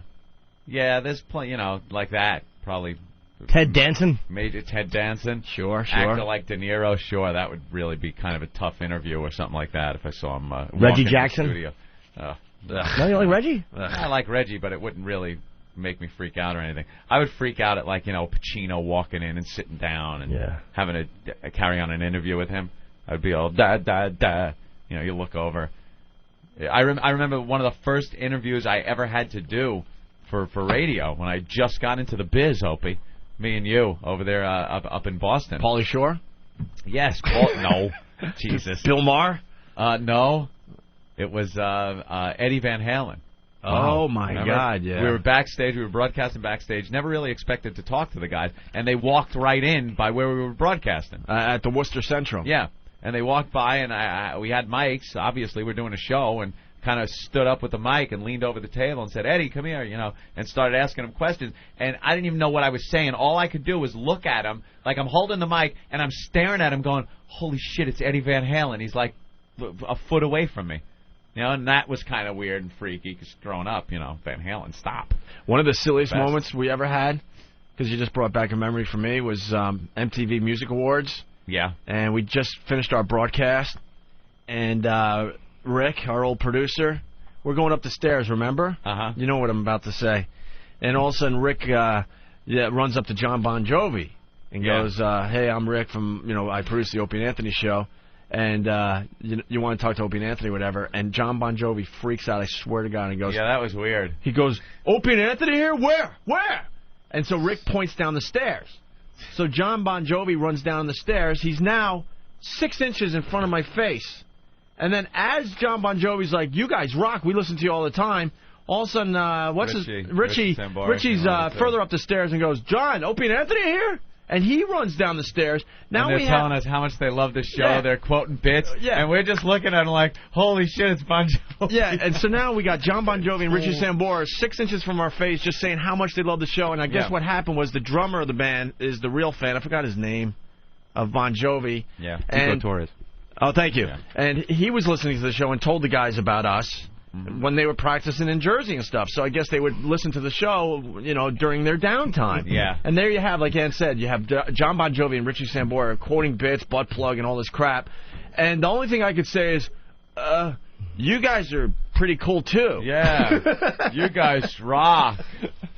I just lost my mind. I mean, it was such a surreal moment, It was really weird. You guys, rock, too. By the way, I don't want to forget to plug my new friend's CD. It's called The Mighty Rearranger. That's Robert Plant's new CD. Your new pal. Yeah, so getting back to that, so Jimmy's like, it looks like there might be a problem with me and my Robert Plant picture. And I looked right at Jimmy. I'm like, it's just not happening. I disagree with you, man. It's not going to happen. Disagree. Yeah. So then Jimmy goes, well, then he's going to have to deal with a trashing the next 2 days on the radio show. Threat. And I'm like, threat by Jimmy. Don't worry, Jimmy. He's not listening. We're not going to blow your moment. Look, Jimmy's freaking out. Jimmy, we have to talk about this on the air. Now he's freaking out like Robert Plant's in his Escalade listening to the Opie and Anthony program on the way to the XM compound. I like the fact that Jimmy's putting a little muscle. Now you don't get the picture. You're going to blame me, right? No. Yeah. All right. But it was just funny that Plant's going to care what we have to say about him. He better. That's right. He better take a picture with our little Jimmy. I had another 10 minutes on this bit, but I see your face all stop, so you have a shot at your little picture with Robert Plant. Thank you. I don't want to ruin things. I got a whole thing of bullet points to get into here. But maybe Bobby Plant is now walking under one of those sound things that broadcast And maybe he just listened to all the the nice things we just said about him, and he's going to walk right in here. You never I don't know. think he's here yet, actually. His people are here, but I don't think he's here yet. I said that as far as I'm concerned, it never got bigger than Zeppelin. His people are here. He's got like an advanced team. Robert Plant, yeah, management and all, and the band, of course. Isn't that amazing? Dude, I have somebody show up like Club Soda Kenny comes with me, and I'm a nobody. Yeah. Yeah. All right. Yeah, you make a point there. All right, I'll shut up because I don't want to wreck your moment. No, you'll be very jealous if I come back tomorrow with a Robert Plant picture and you miss it by an hour. No, because we're not leaving till, I don't know, 2 or so. A mighty rearranger. By the way, when Opie says we're not leaving till 2, that does not include me. No. Like I said last week, I will need a vehicle that is warmed up, in drive, ready to go by the door. And I will be whisked away to the train station for my choo-choo train. Ann has an 1107. Yeah, I'm on the 1107. Anthony's not even here anymore. We taped this yesterday. Yeah, I'm already home. Hey, wonderful. Yes. Megan's asking what time specifically you would like your vehicle to... 11:05. He ain't kidding. It must be. Why are you questioning it? Immediately. Yes. Immediately. From the time that we end Right the show now. at like 10:56. Yeah. However long it takes Anthony to walk to the door starting at 10:56. You know why? Because things just kind of take time. I could say, I want to be out of here by 11:30 for a 12 o'clock train or something. But, and then 11:30 rolls around. It's like, we'll find this one. This one wants to do this. But no. 11. My coat's on. Vroom. Choo-choo. Homeward bound. I want to stick around because I'm picking up my alpaca today. And what? And I got to figure out how to get it back to New York City. A what? What is that? I'm buying a alpaca. What is an alpaca? This is how boring our lives are when we're on the road. We went out to dinner, and like Anthony said, we were all kind of back in our rooms by 8:30. Oh, what a late night. Getting all tipsy on my 2-3 glasses of wine. And I was watching TV, and a local commercial came on. They're selling these alpacas. Yeah. Okay. They're selling alpacas down here. Yeah, they're trying to off these things like so you could be your own Dr. Doolittle. Dr. Doolittle. That's they're all trying I to know. off these like it's fun for the kids. Yeah. It's a friggin' what is it? It's a llama. I don't know. It's like it's what amounts to a llama, and they're trying to sell them like they got like a pet. I guess they have alpaca farms down here. Because they even said, I guess they have a website. Go to this website before everyone slams it. I'm holding up the website. I wonder what it is. I don't even know. No. EATABULLET. No, I mean obviously alpacas in the address of the website. You don't know what the actual exactly, the whole Anthony. Exactly. So I guess they have these alpaca farms. I guess they have these alpaca farms in the area, and you go there with your kids, and you can pick out an alpaca for yourself. It's like the latest craze in exotic pets, I guess. The furs had their run for a while, but now it's all about the alpacas. Alpaca. And it's a local commercial, so there's farms in the area that have these damn things. It's not like anybody can get one. What? This is a farm animal. That's what I'm saying. They're big, but they show the kids playing with them. And I'm thinking, I got some outdoor space in Manhattan. Maybe I'll have an alpaca running around. Wow. Yeah, they have a lifespan of 15 to 20 years. Yeah. So, okay. The kid won't be heartbroken right away like a goldfish or something. And they look like llamas? Llamas? Llamas. They look Jesus. like... a llama. Black llama? I corrected myself really fast. Boss would have said, why? Jesus. A black llama. It's a llama. That's good. Hey, the llama. Llama. They look like llamas, right, Anthony? Yeah, it says alpacas are a lifestyle choice with benefits and opportunities for the whole family. What? What they've been looking for in terms of relaxation and fun and potential source of income. You breed them, and I guess you can make money selling them. It's an investment opportunity? Oh, it's such an that's what they're trying to pass it off as. That's why people aren't enrolling in their 401k plans, Anthony. Yep. They're investing in alpacas. And fur. You could cut off their fur and sell their fleece for fun and profit. Mike on Long Island is writing on the phones here. It says alpacas are raised for coats only. Really? I guess their fur is is very valuable. You don't have to kill it, though, do you? You skin it? I think you just do what you do with the sheep. You shave it? You shave it and make it look silly. Make it look all silly out there? Right. Because you can't shave his face or his head, so he's got the puffy poodle head. Who didn't have an emaciated little body? Who didn't have a dog growing up where you made it look silly because you thought it needed to be cooler in the summer? You need a haircut. Right. We shave it. We had collies that we shaved down to the skin. Oh, you didn't.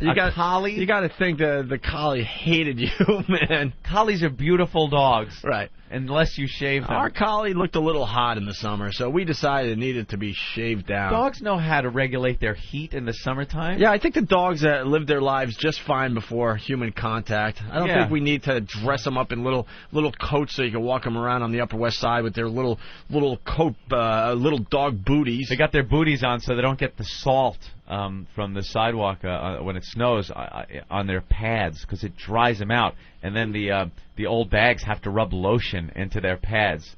Yeah, they treat these things like royalty. I want to walk around the Upper West Side with an alpaca. So they're selling those around here? Is that an exclusive thing to this area or something? I guess. I've never seen a commercial for an alpaca. The website's called ilovealpacas.com. ALPACAS. Oh, you want me to eat your pussy? Just shave your alpaca. Yeah, I love that. I want you, me, Betsy, the alpaca. You're so fucking hot, I want to shave you.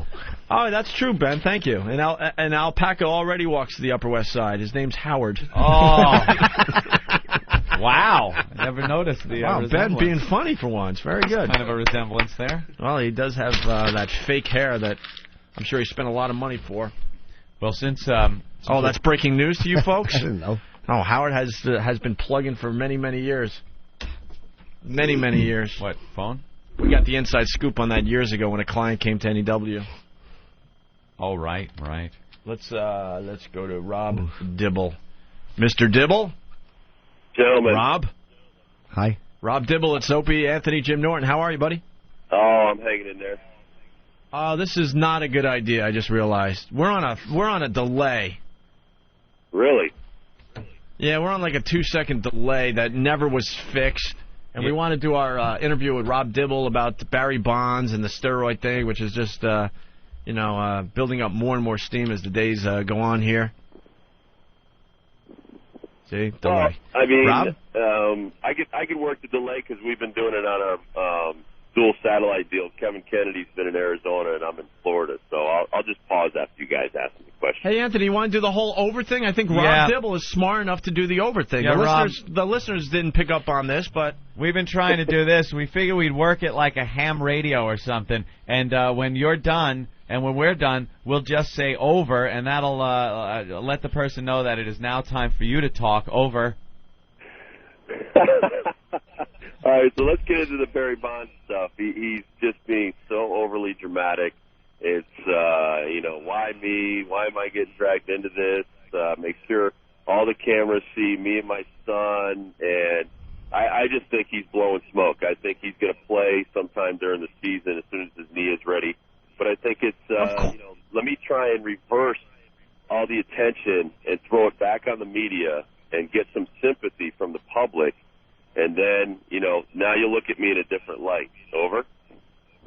Hey, Rob, you don't think his career is over? No, I don't think his career is over. And anybody who has... I heard you say over. Oh, I'm sorry, I said the over word. But he's got 5-10 people around him that take care of him. They get him ready to play baseball. That's what he loves doing. He wants to be the guy with all those, records at the end of his career and put himself apart from anybody that's ever played the game. So he's not going to give up and until he's past everybody and over. Yeah, he's an egomaniac. He wants that Hank Aaron record, don't you think? He's only 52 homers away. I was thinking, though, that he's coming up with all these excuses because this has been discussed on a lot of the sports channels. The steroid thing is getting pretty serious, and if he retires now, he has his reputation intact. Over? Well, I think, his reputation is fine. I mean, it's never been proven that he extensively used anything illegal. He admitted under the grand jury when he was doing his testimony that, I used the clear and the cream, but my, trainer never told me what it was. So, that makes me not guilty. But, he's a guy that is in great physical condition, and he can play till he's 45.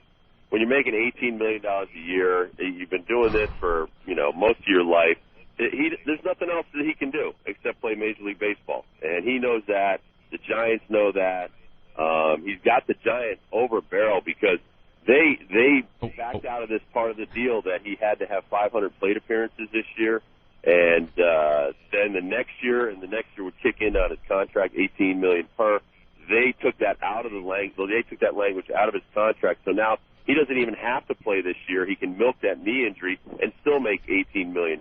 So it's a power play. It's almost something you do when you're negotiating your contract. But for him, it's basically I think he's trying to negotiate his reputation. Remember, you got Kimberly Bell, the alleged girlfriend of 9 years.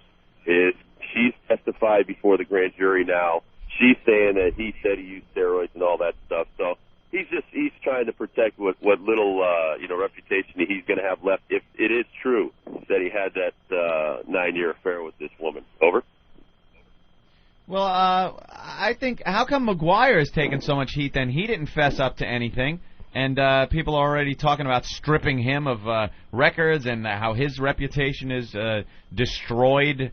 They're really going to crack down on him, but he pretty much did the same thing. He just hasn't been fessing up. And they're threatening, and they're also threatening to vote him out of the Hall of Fame. Well, he's not in the Hall of Fame. I'm sorry. If you're going to jump in during the time I'm saying, you have to say breaker, breaker. Oh, breaker, breaker. This just in. They're starting to talk about not voting him into the Hall of Fame now. Over. Well, in McGuire's situation, he didn't handle the media crush in '98 that well. He did get accustomed to it by the end of the year, but he's not a great public speaker, so he got bad legal advice to not answer anything. Say, I don't want to bring up the past. Let's look to the future. Let's keep it positive. But had he answered some of the questions truthfully, I think his reputation wouldn't have taken such a hit. Even his former manager, Tony La Russa, who's been in his corner since day one, even questioned why didn't he say more. So he did the wrong thing. He should have been truthful without ever admitting that he took steroids, because they weren't even testing for steroids before that he quit baseball. So really you have nothing on Mark McGuire except his own word, and he just made himself look bad when he was testifying before that Senate hearing. Over? Well, now, do you think that it was the actual testimony or the fact that he showed up wearing horseshoes and carrying a Buick? Over?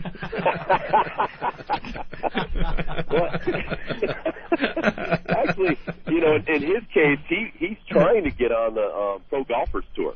And so he's probably dropped 50, 60 pounds, and that didn't help his case, trying to say that it didn't take any enhancing drugs. Then you add the testimony, you add the little grandfather glasses that he had on there. He looked so different than the Mark McGuire in 1998 that hit 70 home runs, and I think that really affected the public's image. But you know what, being down here all week, most of the true baseball fans, I don't really believe that they care. It's the media hype behind it. It's all media driven. Once the media dies down about all the steroid use and stuff like that, even in the Todd Helton case, where you have the guy with the St. Louis Cardinals that's saying that he knows that he used steroids, Don Baylor told him to get off steroids and stuff like that. Todd Helton said, listen, once one guy gets caught using steroids, then people will be like, okay, the drug policy's working and we can move on. And I think that's what's going to happen once some idiot gets caught using steroids. Over. I don't really care what these guys do or take. It makes the game much more exciting, and if they want to fuck up their bodies, who cares? And it's not about the children like they're trying to say. Over? Breaker, breaker. Oh, Jimmy? I didn't know that Mark McGuire was a golfer. I had no idea. Are there a lot of golfers in baseball? Over? As soon as you retire, you become a golfer. A lot of starting pitchers are never golfers. Retire. A lot of coaches. It's just a question of, you have nothing to do with your time. And he lives a quiet life wherever he's living. I think he's out there in Missouri somewhere. just having a nice, quiet life. And I think for Mark McGuire and some of the other guys, it doesn't even matter, like you said, who is doing this stuff. That it's a selfish decision. It's centered upon the ball player. He wants to be the best he can be. He wants to be, better than the other guys, so he tries to gain a little bit of an edge. But, I played with guys that use steroids. I've seen the guys and the effects that it does to them. And in my experience, it hasn't made them any better. I think it's weakened their bodies. They have, career-ending injuries quicker than normal guys. So I think it's something in baseball. It's not really conducive to being a superstar player. I think that's so overrated, and it's just media hype because the media has nothing to talk about. Nobody cares about the NFL. They could use all the steroids they want and be 400-pound guys running 4.40s. Nobody cares about basketball or hockey. It's baseball is our national pastime, and we don't want cheaters in the game. Yet there's guys that are doing far worse than steroids playing Major League Baseball. And that to me, it's just hypocritical of some of the media. Bravo. And you kind of wish they would just admit it. I mean, they have a great life. They make millions of dollars. You retire, you just become like a lazy golfer. Well, to me, if I had a cocaine problem or a drinking problem or steroid problem, that's my business. And I don't have to admit that to anybody unless you catch me. And Major League Baseball, the union is there to protect the players. And people, I think they have it wrong, that it's protecting the players from themselves. Because the players are just like any other normal humans. I mean, they're going to have social problems like everybody else. But it's, what? Once you become a public figure, and this is the funny thing when I was watching these Senate hearings, how about we drug test you guys? You want to drug test us? Yeah. How about we drug test you guys? Yeah, I think it's a little more important what they're doing than playing baseball. Yeah, start testing Congress for drugs. Congress. Can you imagine what they would find in their testing their those blood sons of bitches? It's what this is. This is the new indecency thing. Remember when the indecency issue was the big thing? It has calmed down. Think about it. They were holding congressional hearings on indecency. Every other week, another show was being yanked off the air for saying something stupid, and that died down. And now the steroids thing is the big thing, and Congress is involved, and they're holding hearings, and the baseball players. It's in the news every day. This will die down too, and the next thing, the press absolutely does hype this stuff and gets it to the point where Congress figures it's a great way to get their names out there, and they jump on the bandwagon. We have to start a campaign. We should get the senators and Congress to They should be drug tested. Yes, we should know what kind of drugs these guys are on because they're pretty much running our lives. Yeah. That's a great observation. It's funny because the next couple of days after these Senate hearings, now they're involved in the Terry Schiavo case, and they're the right to life, and they're all jumping on that bandwagon. You know what? How about bringing our guys back from Iraq? How about cleaning up? There you go. How about cleaning up Social Security? Do stuff that we elected you to do, not stuff we don't need you to do. And I think it's like having that crazy uncle that always wants to butt into your business. I think that's what these guys at the House of Representatives are like, my crazy uncle. What do you think of Terry Schiavo? Live or die? That's a tough question. I'm a quality of life person. I know that I've told the people that are my family that if I'm ever in that situation, that it's time for me to go, and that's my personal issue. That my quality of life. If I can't be out there doing things that I want to do, spending time with my children, I don't want to be kept alive by anything else but what I'm supposed to be kept alive from, which is breathing air and drinking water. And finally, Rob, the Patrick O'Brien sex tapes. What do you think? Have you heard them? No, I haven't, but I'd love to get my hands on it because it's pretty damn boring down here in Fort Myers, Florida. You have a choice of going to the 8-ball. You have a chance of going to the 8-ball lounge to play billiards to go to Hooters. So that's about it down here in Fort Myers. And wow. And the talent at Hooters has gone downhill over the years. Way downhill. Talent. I'm telling you, when Hooters first popped up in Florida when I was visiting my sister back in the day, it was unbelievable. But now Aunt and I have talked about there's a Hooters in like Bayshore, Long Island. What kind of talent is working at that Hooters joint, Yeah. You want to see the pieces of asses. Like, beautiful Jewish women running around with big Hooters there? South Shore. Not really. Not really. All right, Rob, we'll let you go. If you have 202 on your MiFi, we did a whole thing on the Pat O'Brien stuff. The tapes are just priceless. You hear it unedited on our program. Yeah, we can't get enough of the tapes, so. Well, maybe we can rerun that on the MLB network. I'm sure our bosses would love it. Oh, I'm certain. That'd be great. You do a great show with Kevin Kennedy. It's called The Show, and you guys are live from Florida, spring training, all this week from 3 to 6 p.m. Eastern Time, and that's on Channel 175 on XM. All right, you guys take care. Over. Bye, Mr. Dibble. Over. Over and out. Thank you, Rob. It's Rob Dibble, everyone. All right. It's tough to do the interview with the little delay on the phone. Yep. The over thing does work, though. Yep. Lets you know when they're done. You don't step on each other like that. Okay, why don't we take a break? We're going to have Dee Dee come in one more time to do the news. Maybe talk to her mom one last time, right? Mm-hmm. Before we say goodbye to Dee Dee for a while. Yeah, because she's down here. And She's we're down up here, there. and we're up in New York. And She's here, we're there. Yes, Ben? Dee Dee has a major announcement as well. A major announcement? Yes. What, she just realized she woke up and she has a job with XM? Hey. She came out of a blackout in a bathroom stall with Jose Canseco putting a needle in his ass. Dee Dee has a major announcement. It's actually a company announcement. So. Ooh, an XM announcement. XM announcement. Nice.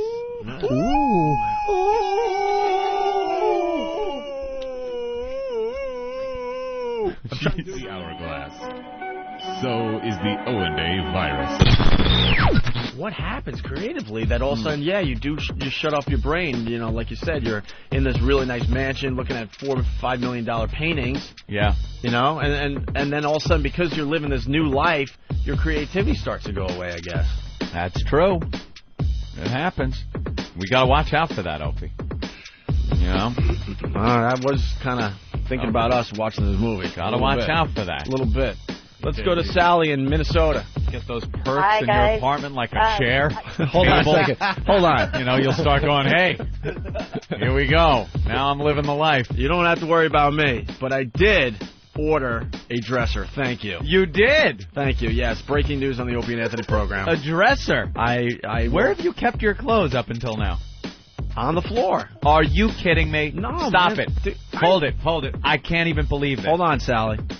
Okay. Your clothes I've been piled up on are piled on the floor of your room. Anthony, How long have you been there? 3 years. 3 years you haven't had a dresser. No.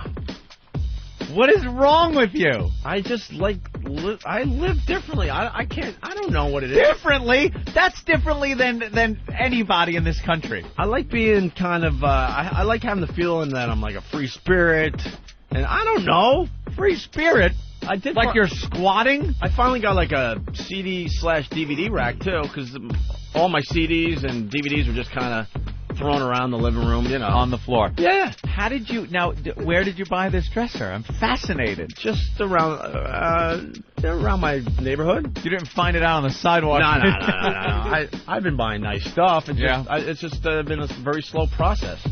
I don't know. Very slow process. In 3 years. 3 years to get a dresser goes beyond a slow process. Yeah, that's beyond a slow process. I understand. I'm getting it together slowly. Wow. Yeah.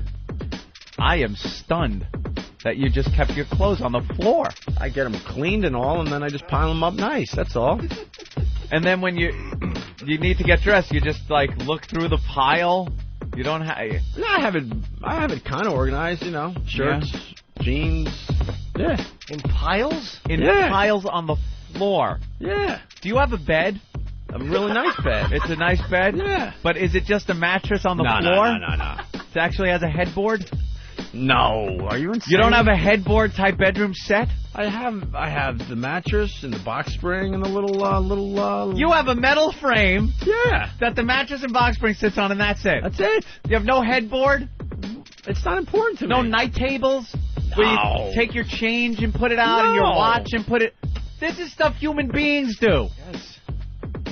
But it doesn't bother me. Where's your alarm clock? I know you say you don't need it and don't use it, but where is it? No, I do need it because of the new hour. It's on the floor. It's on the floor. Yeah. How high up is your bed? Because I know my bed is pretty high up. It's really high because I got the extra mat, the extra whatever pad Can you and see stuff. the clock from your bed? No. Of course not. You're living like a homeless guy, shacked up. I know, it's cool in a way. It has that college feel to it. College feel. But really nice stuff. Bag of marshmallows in the room just in case you really want that college feel. But really nice stuff, though. I got a really nice, nice stuff? What TV, stuff? Sound system. You need stuff to have nice stuff. I have stuff. I got couches, a leather chair. I got some nice things. I would think. I bought a $500 piece of art, so I'm starting. How? Not art, though. Art smart. How about a bed? It's just, I have a bed. Opie and Anthony, the virus is spreading. On this day, prescribed by law and marked by ceremony, we are led to one conclusion. This place just blows.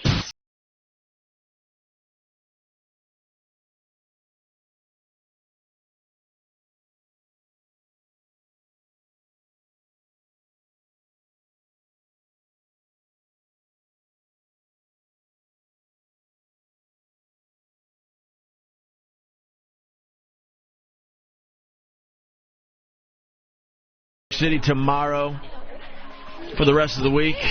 And then we go on a little vacation. You're not on the show tomorrow? Tomorrow I am. And then Friday you're going... Oh, that's right. We didn't get your plug. I have to because last week was a disaster because I switched the date. Fort Lauderdale Improv this Thursday. Tomorrow through Saturday. 954 Tomorrow through Saturday? Yeah, tomorrow's Thursday, Friday, Saturday. I fly tomorrow, do a show tomorrow. Oh, I got you. Okay. I got all confused. What happened, Dee Dee? What's the matter?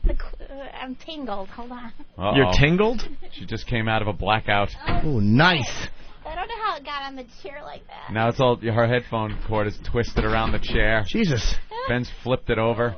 He's beating it with his hog. Hog. I like that word, hog. Ben was in the corner wrestling his own hog. There Thank you, Ben. You had to have Steve Irwin come in and hold it down. Oh, my God. You highlighted it. Ben did. Highlighted it. Yeah, we're going to have you read some stuff as the grand finale of your appearance on our program today there, Dee Dee. Dirty good. Do we have time to get Dee Dee's mom on the phone, or are we running out of time? We got the Norton's mom's message there that we want to play for Dee Dee's mom, maybe? What's wrong, Dee Dee? I was just looking at the picture. Hot, right? Yeah, that's like hardcore pornography. Yeah. She's big areolas. What a Isn't that lovely nice? girl. Yeah. You said you might go, you might go lesbo just to try it. I'm not going to go lesbo, but I'm just saying you should never say never. If, who knows? You're good friends, just one night, want to check it out, right? Dee Dee, you could be a lesbian and not even know it with all the blacking out you've been doing. No, Betsy. I would know. Really? Sure. To Betsy. Yeah. Betsy. Yeah, how about why if she's not? like, come on, help me out. It's just dry, licking a little. Just be What do we got, Ben? Oh, Dee Dee's mom's on the phone? Yeah, Dee Dee's mom. Oh, boy, you sure didn't... Wow, we didn't waste any time. Yeah. Dee Dee's mom. Dee Dee's mom? Hi, Dee Dee's mom. It's Opie and Anthony again. Hi. Your daughter's doing a Good great morning. job once again on our radio program. She brought in the picture of her looking like Amy Carter from the old days there. And look what happened exactly. So she really looked like Amy Carter growing up? Did you notice that right away when the Carters took the White House? Did you say, wow, my daughter kind of looks like her? Yeah? You didn't see it, or? No. Yeah. Boy, have we been learning a lot today about Dee Dee. We have... I don't know. It seems like you know a lot of this stuff. We didn't know she really did have this wild side years ago. You didn't? Well, yeah, she did. Kept it hidden from herself. Seems like she would wake up and then realize, oh my goodness, I seem to have forgotten the past few hours or days. Yeah. Yeah, she was married in the past, huh? Yeah, there's that English guy that she met in Vegas. He was, he was a Sir Joel. Yeah, that was counterfeit too, I'm sure. Sir Counterfeit. Sir Counterfeit. Sir Fake. Sir Fake a lot. It was Sir Osis of the liver. That old Bugs Bunny gag. Yeah, so she met him at the roulette table, got all drunk. Next thing she knows, she woke up and she was married to the guy. And that's what I'm hearing. Why, you heard a different story? No. Wow, you never told your mom the details about the English guy? No. Yeah, she was obviously drinking. She had a problem with drinking. You know that, right? Yeah, but thank God. But not anymore. Not anymore. Oh, absolutely. It's been 11 years. We were very proud of Dee Dee. And she woke up and was married to this guy, and then decided he was English. He had an accent. Hold on. We can't hear Dee Dee's mom. Oh, Stop the bit. Can't hear mom. The audience can't? Oh, they can't hear you, Mom. Hold on. Let me see. Little technical Come on, difficulties guys. going on here. Come on. Try that. Oh, they Try that. That's great. Can they hear Mom? Well, hopefully they can. We will soon see. Keep refreshing the instant feedback and see if they can hear. Yeah, so she woke up next to this guy and then decided she was going to try to make it work. Right. Now, that seems a little odd. It seems like you would right away go, oh, my God, if I'm waking up and I don't even know who this guy is, I better get an annulment, lickety-split. Well, no, but see, she was always brought up to keep striving. Look at the mom trying to put a positive spin on this thing. I love you, Trying Mom. to put a positive spin, like, look at my little girl. She was determined to make it work. Right? Great. Never give up, unless you really have to after trying. You as a mom, though, didn't you realize something might be a tad bit wrong, that she's Well, yeah, but it was already a fact after we found out, see? What about the... no, I mean as far as her drinking goes, because some people can drink and they're fine. Did she ever drink at, like, family holidays or something? No. She and then she was gone after high school, so... Yeah. Mm-hmm. And then we missed all that part. Mm-hmm. That's when she went wild after high school, was it? Yep. Uh-huh. Well, we know how moms can be. I know my own mom has to deal with me doing this program, and then I go over there like her cute little boy that she remembers from years ago, and meanwhile, on the air... It's got to be heartbreaking for her. Sometimes it is. She's got to turn this program off. She cannot even listen to her own son's show. And then Opie's got the same issues. There are times where his mom's got to just turn the radio off. Yeah. That's bad enough, but our own little Jimmy Norton, who is on this program also, he really has some problems. Like what kind? Well, not only because With who? His mother? Well, he likes prostitutes to come over and take leaks on his chest, and every once in a while... No. Every once in a while, a log will fall out as well. He was brought up different, right? No, my mom, they did a nice job raising me. They were very lovely. Dee Dee's mom, I've met Norton's parents. They're absolutely lovely people. The nicest people you'd ever want to meet. You know what happened? What? He lived on a hill. I know he lived on a hill because the fruit always falls near the tree, and he must have done a lot of rolling. Oh, is that it? He rolled away from... Look at you. You got a sense of humor, too, don't you? Kind of, yeah. I have to have. Apparently I was a piece of tapered fruit that came out in a banana shape. So, Norton likes to... Because it was brown. Norton likes to talk openly about his personal life on the program, which is quite different than most people. Is that his self-therapy there? Yeah, I kind of, in a way. It helps. Yeah. Not much, though. I still act out on it. So. Makes for embarrassing situations, though. And just like all our moms, Norton's mom was listening one day and heard some real crazy stuff and decided to reach out to her son and leave a little voicemail on his machine there. And we want you to listen to this voicemail now. And this is Norton's mom. This is no radio bit. All right. So listen in and... I don't know. I'd like to get another mother's opinion on this advice. Yeah. Okay. We're listening. This is Norton's mom, everyone. Oh, Norton's mom. Hi, sweetheart. It's Mom. How are you? Jimmy, I know this is a little awkward, but everyone's fine here. But we heard the radio show. We love it, by the way. And you were talking about giving up, the ladies of the evening, which is a wonderful thing. But you know what? Dr. Phil always says replace something with something. So I was thinking, you have that nice gym downstairs. And, just for like 20 minutes to half an hour and you would feel better. Use that. And also there's gyms in New York you could go. You could exercise and you would feel a whole lot better. You'd lose a little weight, you'd tone up, and you relieve, tension and stuff. And you'd be meeting other people. I don't know, honey. I just thought it might be a good thing. I'm sorry. I'm interfering, I know. I'm thinking of you. Nobody knows I'm calling. So don't get offended or think I'm strange, but I am a mother, and I worry about you. You're doing so well. Everything's falling into place. This might be just one of the, the health thing. It would help you, sweetheart. Well, anyway, that's it. I'm not going to go on and on. I know it's not my business. But anyway, I love you, and I feel I can interfere because I'm your mother. I'm taking special license. But anyway, we're looking forward to seeing you at Christmas, and I really hope you can make it. And anyway, don't be mad at me, okay, sweetie? I love you. Talk to you soon. Bye-bye. So if Jimmy... Oh, she's trying so hard. If you're going to give up hookers and go to the gym, Jimmy, just wear an Aussie shirt. I don't think that's going to be a good replacement. No. Yeah, see... You got to take up knitting. Knitting? She wanted him to, go to the gym, maybe work out. That was the gym and not a guy named Jim. Yeah, downstairs. the gym. Okay, so go to the gym Tone downstairs, up a little. Tone up, and give up the hookers. But that was pretty good advice, right? She used a little Dr. Phil? I don't know. I don't know if it's going to work. Yeah, well, you think knitting might help? It will. It'll keep the hands busy. Any advice for little Jimmy Norton? Take up knitting. No, like some real advice. Could You're knit a mom. myself a rope and stool. Oh, my God. My mother. No real advice for Jimmy Norton? Nothing I can think of right offhand. It's not a situation she's probably used to dealing with. No, she's hookers.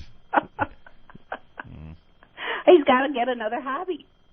That's not really a hobby. Yeah, it's an addiction. Yes, it's a hobby. It's a hobby. It's not an addiction. It's a hobby. You don't think... I like the way her mom thinks. That's helpful. Yeah. It's a hobby. Just a little thing I do. It's kind of like putting model planes together, except I'm dehumanizing someone. I was going to Right.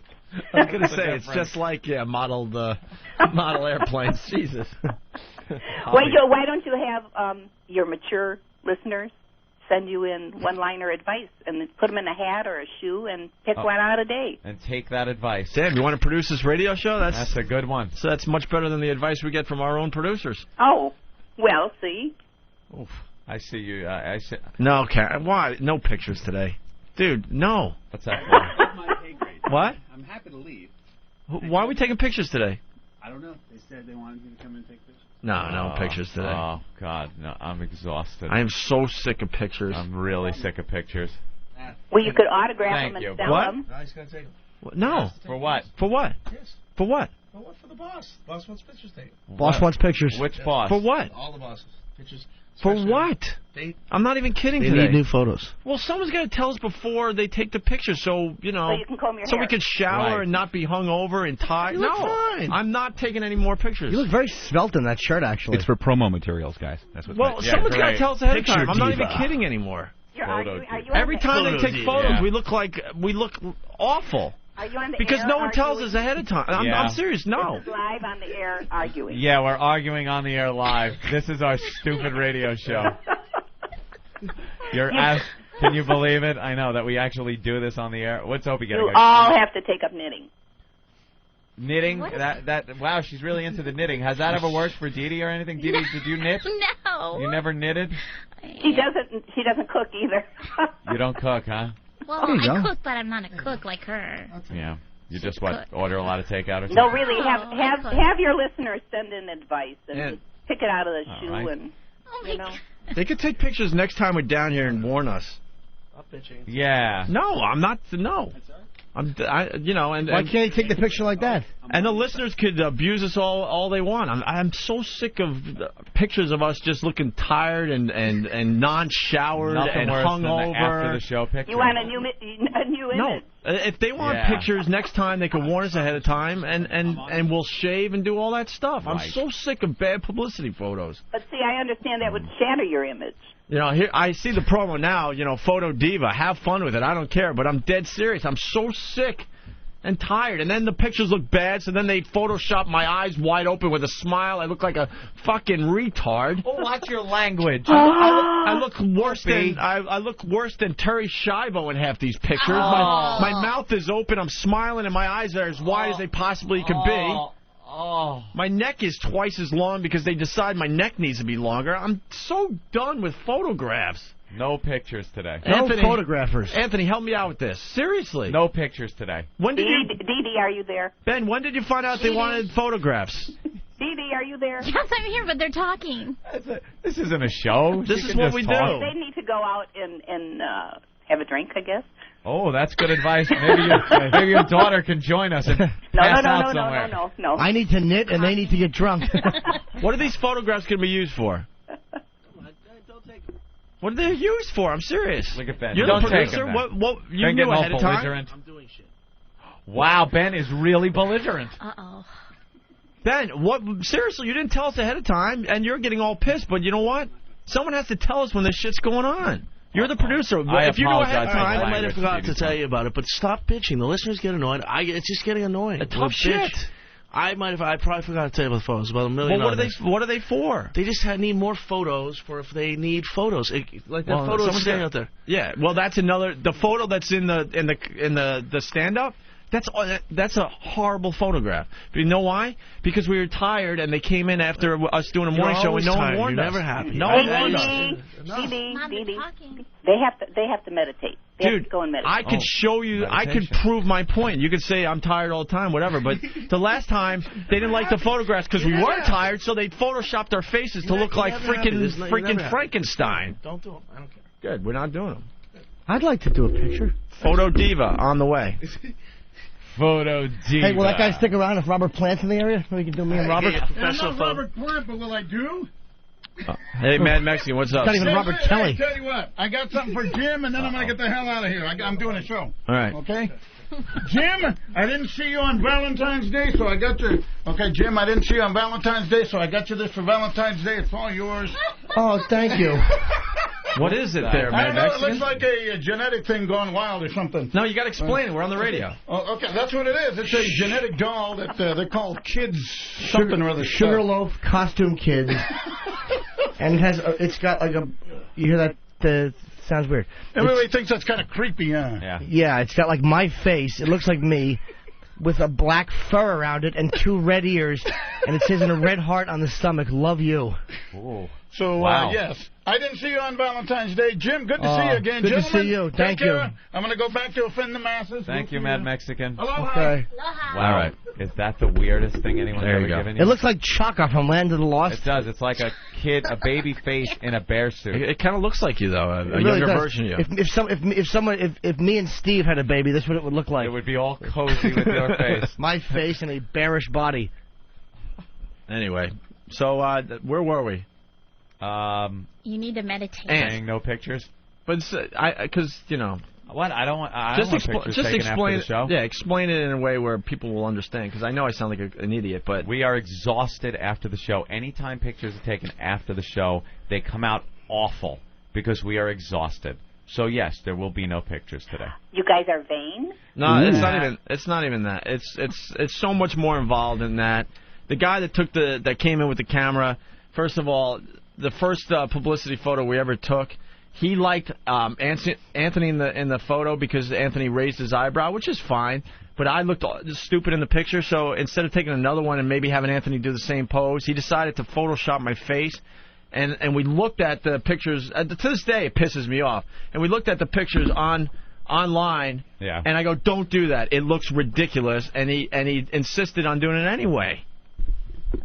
Well, you ought to have your mothers take your pictures. Myself. What? Have your mothers take your pictures. I'm not going to take any pictures today. That's not a No, problem. but because I remember you showing me, well, no, we could open up your eyes and make you smile more. And I go, dude, don't do that. It looks awful. Next thing you know, fast forward 2 or 3 weeks, we're at our first, promotion for XM, and we're handing out these photos, and they look just absolutely stupid. And then my neck was too long. Well, then use your Because what big happened, they took my head from another picture and threw it on my body. That actually didn't happen. I know you think that after I showed you how he did that, but it actually didn't happen. I know that's. But the you did perception. Photoshop the eyes wide open and all that. Not on the picture that ended up getting published. It was an unretouched picture. No way. I know it looks that way. No I could way. show you the original. No way. No I way. can show you the original. It's Maybe his impossible. neck longer or something. Remember the eyes were wide I open know and the what smile? you're thinking. It's impossible You to had smile 2 and have Adam's your apples. Yeah, and it's impossible to have your eyes wide open and smiling at the same time. It's impossible. Yeah. And there were leaves behind him where apparently he was eating something out of a tree. Old brontosaurus neck. I do my best for you guys, and if you guys want to do a picture when you're not on air, happy to do it for you. Anytime. What are these photos for? No one told We're us not doing anything. it anymore. But yeah, What were they for, though? Someone asked. Look, I'm here for Robert Plant, and I'm here for a bunch of the other on-air folks. Right. And so they said, while you're here, we need to get some more pictures because we're short on them. And we need to get some more pictures to have in the hopper. So that's the only reason I came in here. All right. Well, I'm not blaming. No one told us, and And there's no huge T-shirt for us to get in. Right. What a mess. This is ending in a cluster F. All right, thank you. I don't mean to attack you. I'm sorry. I don't take it personally. I just don't, just want you guys to know I'm on your side. That's all. But you did Photoshop that shot. I'll prove it to you that it's not true. It's denying it. I'll show you the original unretouched file because I know what you're talking about. Because after we did that and they said you didn't like it, we didn't do it. Promise. Swear to God. Someone throw that photograph up on the websites. It proves I'm not vain, but it just looks completely ridiculous. And then have fun with it. I don't care. Which is why we went back up to New York and did it again. Right. What time you take some pictures with Robert Plant? That's cool. Yeah. He needs a picture with Robert Plant. Just make that happen. Not a problem. All right. I'll make it happen. They're doing a meet and greet afterwards. Dee Dee's mom. Yeah. Sorry about that. You guys need to go to therapy somewhere. I know. Yeah, we admitted when the show started. Why don't you use your baby pictures? We've done that in the past. You've done that. Yeah. Ridiculous. Well, then have Dee Dee take some pictures. He's real good with a camera. Yeah. All right, Dee Dee. Okay. This is it for the news for the day. Finally, should we let your mom go, or she could listen in and be all proud? No. We got to do Meals on Wheels. We have to leave. Oh, Meals on Wheels. Very nice. We're hungry. All right. Well. Okay. Thank you. Goodbye. There she goes, Dee Dee's mom. Bye, Mom. Okay. All right. Yes. Oh, I was waiting for the ticker noise. Okay, here's some big news. Hyundai Motor America is the first automaker to add standard XM satellite radio to its full vehicle lineup. How about that? Isn't that kick-ass? Yes. Hyundai. Another huge announcement for XM satellite radio. Yep. Yes. Starting in 2006, XM radios will be factory installed in all Hyundai models, beginning with the all-new Sonata, Santa Fe, Elantra, I have one of those, and the upcoming replacement for the XG350 premium sedan. How great is that? That is great. Right? And that's the key to this whole thing. Factory installed. Yes. Yep. But I understand, though, not to downplay XM's announcement, but Sirius has announced the Tony Hawk show is turned into the Tony Hawk channel. So it's going to be 24 hours of skateboarding sounds and tubular noises.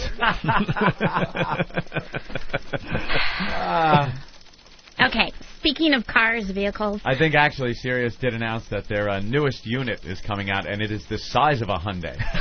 So, it's a similar thing. Well, this is not even to make fun of Sirius, but they did announce a factory install for all 1971 Pintos.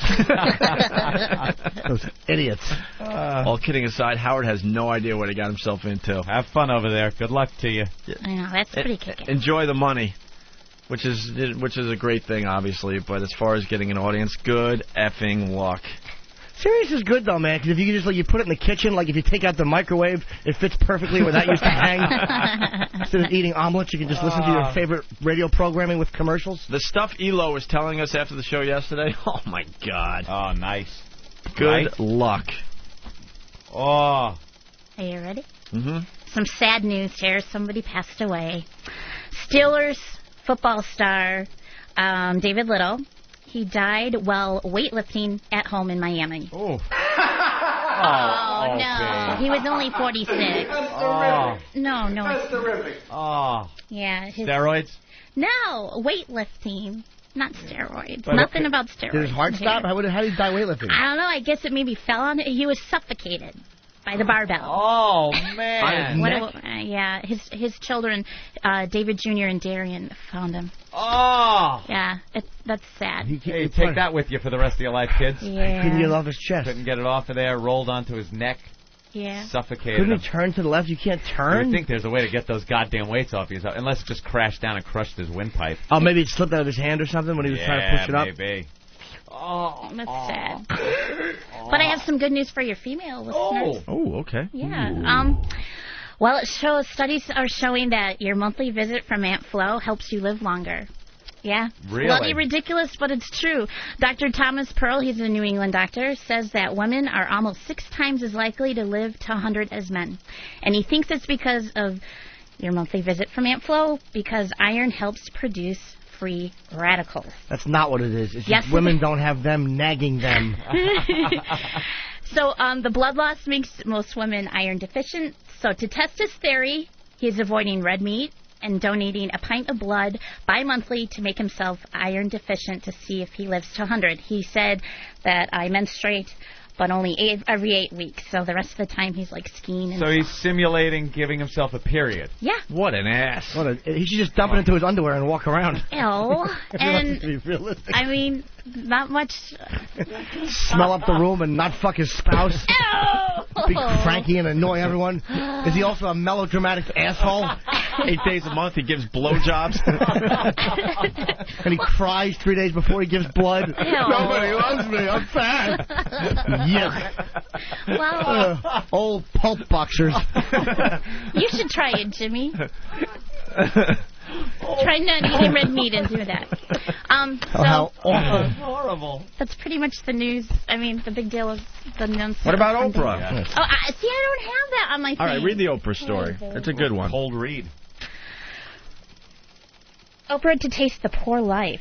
Yeah, sure. Oprah Winfrey is giving her fancy surroundings to live in a public housing project in Chicago. The talk show hostess, who's been known to give away cars to her entire studio audience, who all She had paid for that, I'm sure. will spend a month in the downscale digs as part of a TV series she's producing about the housing crisis in the country's inner cities. I'm no, sure I it'll don't be see her doing just that. like her, just like anyone else living in the project. There won't be security around her. She won't have to worry about her life being taken as she walks up the stair or into an elevator in one of these buildings. Yeah. She's going to have a team of security guards there. Of course she is. Why? But Because you know, like everybody in that building could have a team of security guards. But What a phony. But speaking of periods, I understand that Oprah's going to donate hers to have the projects building painted. Oh, that's gross. That's just gross. Oprah That's gross. sucks. So do you want me to read about the anal cherry in New York City? Well, how much time we got left in the show? Or should I save that? A couple minutes? 3 minutes or so? Oh, God. Yeah, a lot of people want to hear you read some dirty stuff. So, A little smut. Well, so Ben got some God, stuff together I'm glad for my you. mom's off the line. All right. Yeah. Well, she's not. Here I go. Marilyn leaves her anal cherry in New York City. Have you ever been fucked up the ass? Hold on, Steve. This isn't a news story. Jesus. Yeah. Ticker tape's going. Maybe in your world this is news. All right. What kind of an awful dark place does he live in that this is considered headline news? Oh, my God. She lost her anal cherry. This is the lighter side of the news, you know? The wacky story that ends the newscast. The human interest part. Human interest, right. And he pulled it out, and there was a lima bean skin on his cockhead. I'm John Montone. I almost said a llama bean skin. Fool. So you want me to continue? Sure. Okay, have you ever been fucked up the ass? Oh, one time at Bourbon Street, I woke up in the garage of a gas station. Bathroom of a gas station. Oh, right. Do you want to fuck me up the ass? Most of the time, I'm so fucking horny, I don't know what to do with myself. The first time I had anal sex, I was in New York City. So only read the highlighted ones. You ever partake in that type of action? I plead the fifth. So I asked this all right, wait, we got top theory on the sexy fifth thing. stranger That who means- happened to that be means really yes. Well, you know, if your fifth, significant absolutely. other wants you to experiment, you Hey, there you go. You bite the him. pillow. You roll over on your belly. bite the pillow. Bite that pillow, right? Yeah. Little fists clenching and unclenching. Oh. I'm not going to talk about it. Did you like it or not? Did it steam?